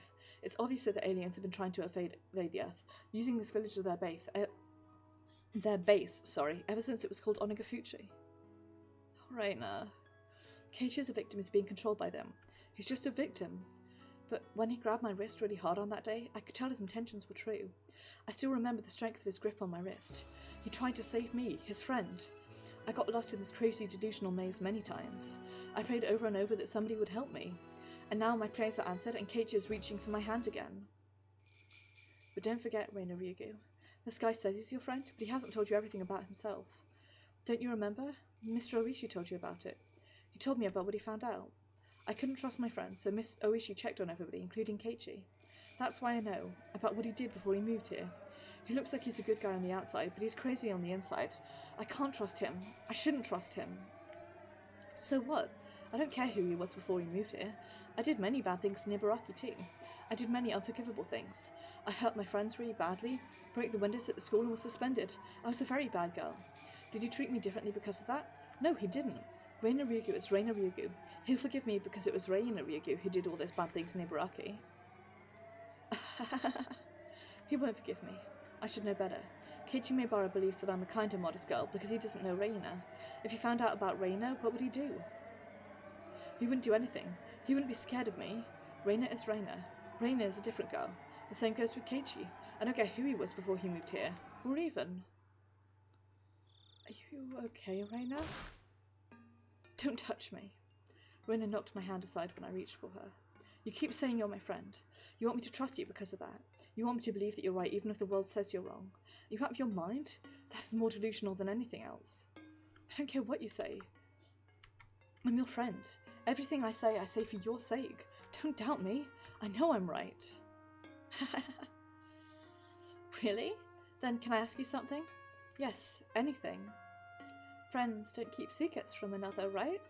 Of course, I'm not hiding anything from you. You're lying. I'm not. Fucked up if true. What's so funny? Keiichi, you think you can keep a secret from me, don't you? I know everything. I know what you did before you moved here. I know. I felt as if my entire body was covered in frosty needles. My body and mind froze all of a sudden. I don't believe this. I don't believe this. How come she knows about that? I asked Mr. Oishi to check on everybody. Everybody. That's why I know what you did before you came here. Stop it. You got it all wrong. You only targeted little girls. I had to tell Satoko and Rika about it. Can't believe a dangerous person like you was near us the whole time. It wasn't like that. It just turned out that way. A series of attacks on school kids? Bravo! It has as strong an impact as a series of mysterious deaths in Hinamizawa. No, it wasn't like that. Wasn't like what? You shot little kids with a BB gun when they were walking alone on deserted streets. What a horrifying incident. It instilled fear into the whole city for a while. Members of the PTA had to watch the kids at every street corner when they walked between home and school. You shot one of the girls on her eyes and she was badly injured. Fortunately, the damage wasn't permanent. You had a BB gun and you only shot little kids. How disgusting. What made you enjoy it so much? You must have really enjoyed it because you continued to do it for a long time. But then you turned yourself into the police, accompanied by your parents in a crisis of conscience. You couldn't even take responsibility for your actions on your own. Juvenile law was kind to you, wasn't it? Prevented your name from being disclosed to the public or the victims. But your father spent a lot of money to protect you. He paid a lot of compensation to settle the case out of court and he had you placed on probation. After the case cooled down, he used the power of money once again to move far away from the city. Everything is solved, right? You're lucky that your father's so rich. No, it wasn't like that. Why didn't you tell us about it? You told me you did nothing but study at your previous school. Why did you lie like that? I'm sorry, I didn't mean to lie. I thought friends didn't keep secrets from one another, right? So that makes you not my friend. The blades of her words hit me hard and they made my eyes bleed. The blood was clear and it tasted salty. I can't trust you because of what you did in the past. Don't you ever think you can hide it from me? I remember how deeply I regretted it. I couldn't regret enough. I wanted to forget it, but I couldn't. I made a stupid mistake. Why did she have to bring it up right now? I apologized and accepted everything, and I moved here to put it behind me. I wanted to have a fresh start in Hinamizawa. I swore to myself to live a clean life from then on. Everything is ruined now. I'll be a criminal, no matter where I go. I was stressed out with my exam studies. I was frustrated. I randomly shot people. I didn't care if it was girls or kids. Why did I do something so stupid? There was no reason. I had no reason to do that. I just wanted to get someone's attention. I didn't have the courage to tell my parents that I didn't want to study. I just wanted somebody to scold me, so I used a childish way to get attention. I regret what I did. I swear I'll never do something that stupid again. If I do it again, they can send me to the chair. If there was something I could do to be completely forgiven, I'd do it, no matter what it was. But no matter how deeply I regret it, and no matter how long I atoned for my sin, I'll never be forgiven. That's why I wanted to sweep the whole thing under the carpet and have a fresh start. I have nothing to say if somebody tells me that forgetting my sin is an act of cowardice. Sins are sins. You can't just get rid of them. You have to carry them for the rest of your life. I know that's the fate of a sinner. If you don't want to live like that, don't be a sinner. I understand that logic too. But then how are sinners supposed to live? Anyway, you're not my friend. I'm not going to take any orders from someone who isn't my friend. I need you to leave me alone for a while, okay? I didn't notice until she spoke that I was on my knees, hanging my head. Raina picked up the hatchet she dropped earlier. I wanted her to hit my head with it. Yeah, that's right. If anything's going to be torn apart, I'd rather it be my body. Compared to the pain of my heart being torn to shreds, I'd rather she cut my head off. I believed it. I still believe it. I still believe it right at this moment. I believe that I'm their friend, but in fact I'm starting to become aware of it. I want to believe I am their friend because I don't want to accept my past. I'm trying to tell myself that, but I feel stupid crying like this. My face is all messy with tears. I was never their friend. I'm a sinner, and I hid my past from them. I hid it because I was scared. I told her that friends don't hide anything from one another, and I hid my past from them. I hid my sin from them. My past has nothing to do with how I live my life here. If I ever attacked a kid in this village just because I was frustrated, I wouldn't mind it if they killed me and cut me into pieces. But I'll never do anything like that again. I just want to live normally. What I did before I moved here has nothing to do with my life now. For instance, Raina moved here too. I wouldn't change the way I see her, even if I found out she did something bad before she moved here. Right? I've got bad news for you, Keiichi. Even if Raina beat some of her friends or broke all the windows of her school, I wouldn't care because it happened in Ibaraki. She didn't do that in Hinamizawa. Raina is Raina. She's my best friend. That's why I wouldn't see her differently, even if I found out about her past. That's a lie. That's a lie. That's a lie. That's a lie. Keep a distance from her if I found out she really did such things. I'd be scared of her. I wouldn't try to listen to her. Why? It's just a rumour. Why would I be scared of her? She's my best friend. If I was in her situation, would I reject her like I just did? Just like she did? So Raina's rejection of me was completely natural. Then what am I supposed to do? I was the only one crying. Raina wasn't crying. She looked at me as if she was looking at something dirty. After giving me a nasty look, she disappeared into the darkness. Raina didn't forgive me. There was nothing I could do for it to atone for my sin but to keep crying, still down on my knees. Oh, sorry, I just smacked my mic.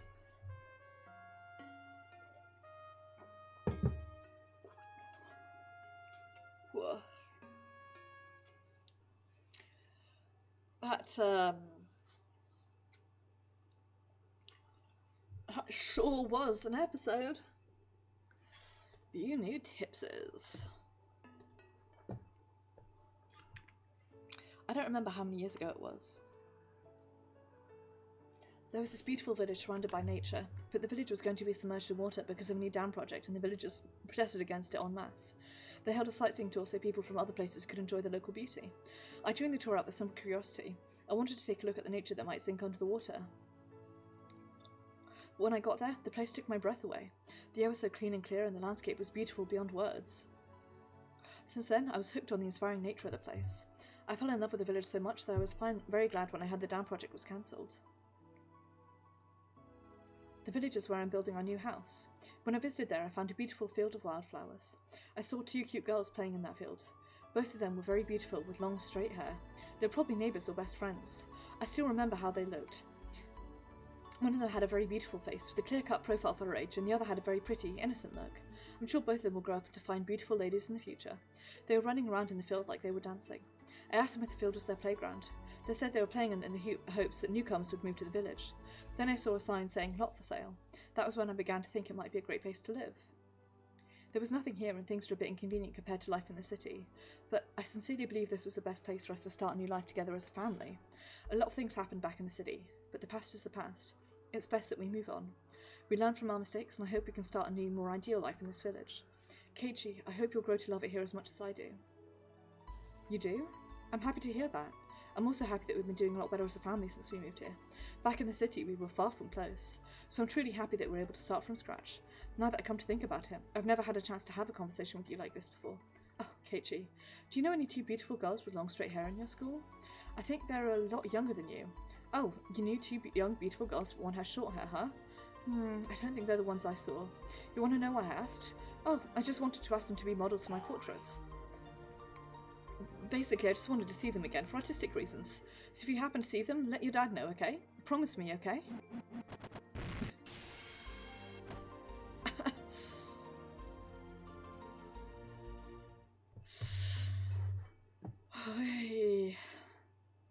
I'm guessing one of them is Rika and the other one is a special secret surprise. But folks, that brings us very neatly to the end of this stream. I'm going to say thank you very much for watching. It is very much appreciated, and I do hope that you enjoyed. I will be streaming Nier Automata on Saturday, where we shall be going back to the bunker, but first we're going to see what side quests we can do now that we have fast travel unlocked. Then on Sunday it'll be Destiny 2, where we're going to be doing some more Seasons of Arrival stuff and probably just hanging out. Then on next Tuesday it'll be my Final Fantasy XIV stream before I go on hiatus. I am going to do the Rising on Maeve, then I'm going to finish the story of 5.3 on Ashard, possibly the other way around, and then if I have time after that I will swap back. I think I'm going to do the story on finish 5.3, and if I have time after that then I will swap back to Maeve. I'll do the Rising event, and then I will probably just fuck about on Maeve for a bit. Maybe I'll join some party finders or something like that. And then next Thursday will be the very last stream of Higurashi When They Cry, Sumi Horoboshi, where we will see where all this terribleness ends. So thank you very much for watching, it is very much appreciated. I do apologise for the technical issues. Thank you again for the host, Pixie, it is always appreciated. Have a wonderful evening, folks, and I shall see you guys on Saturday.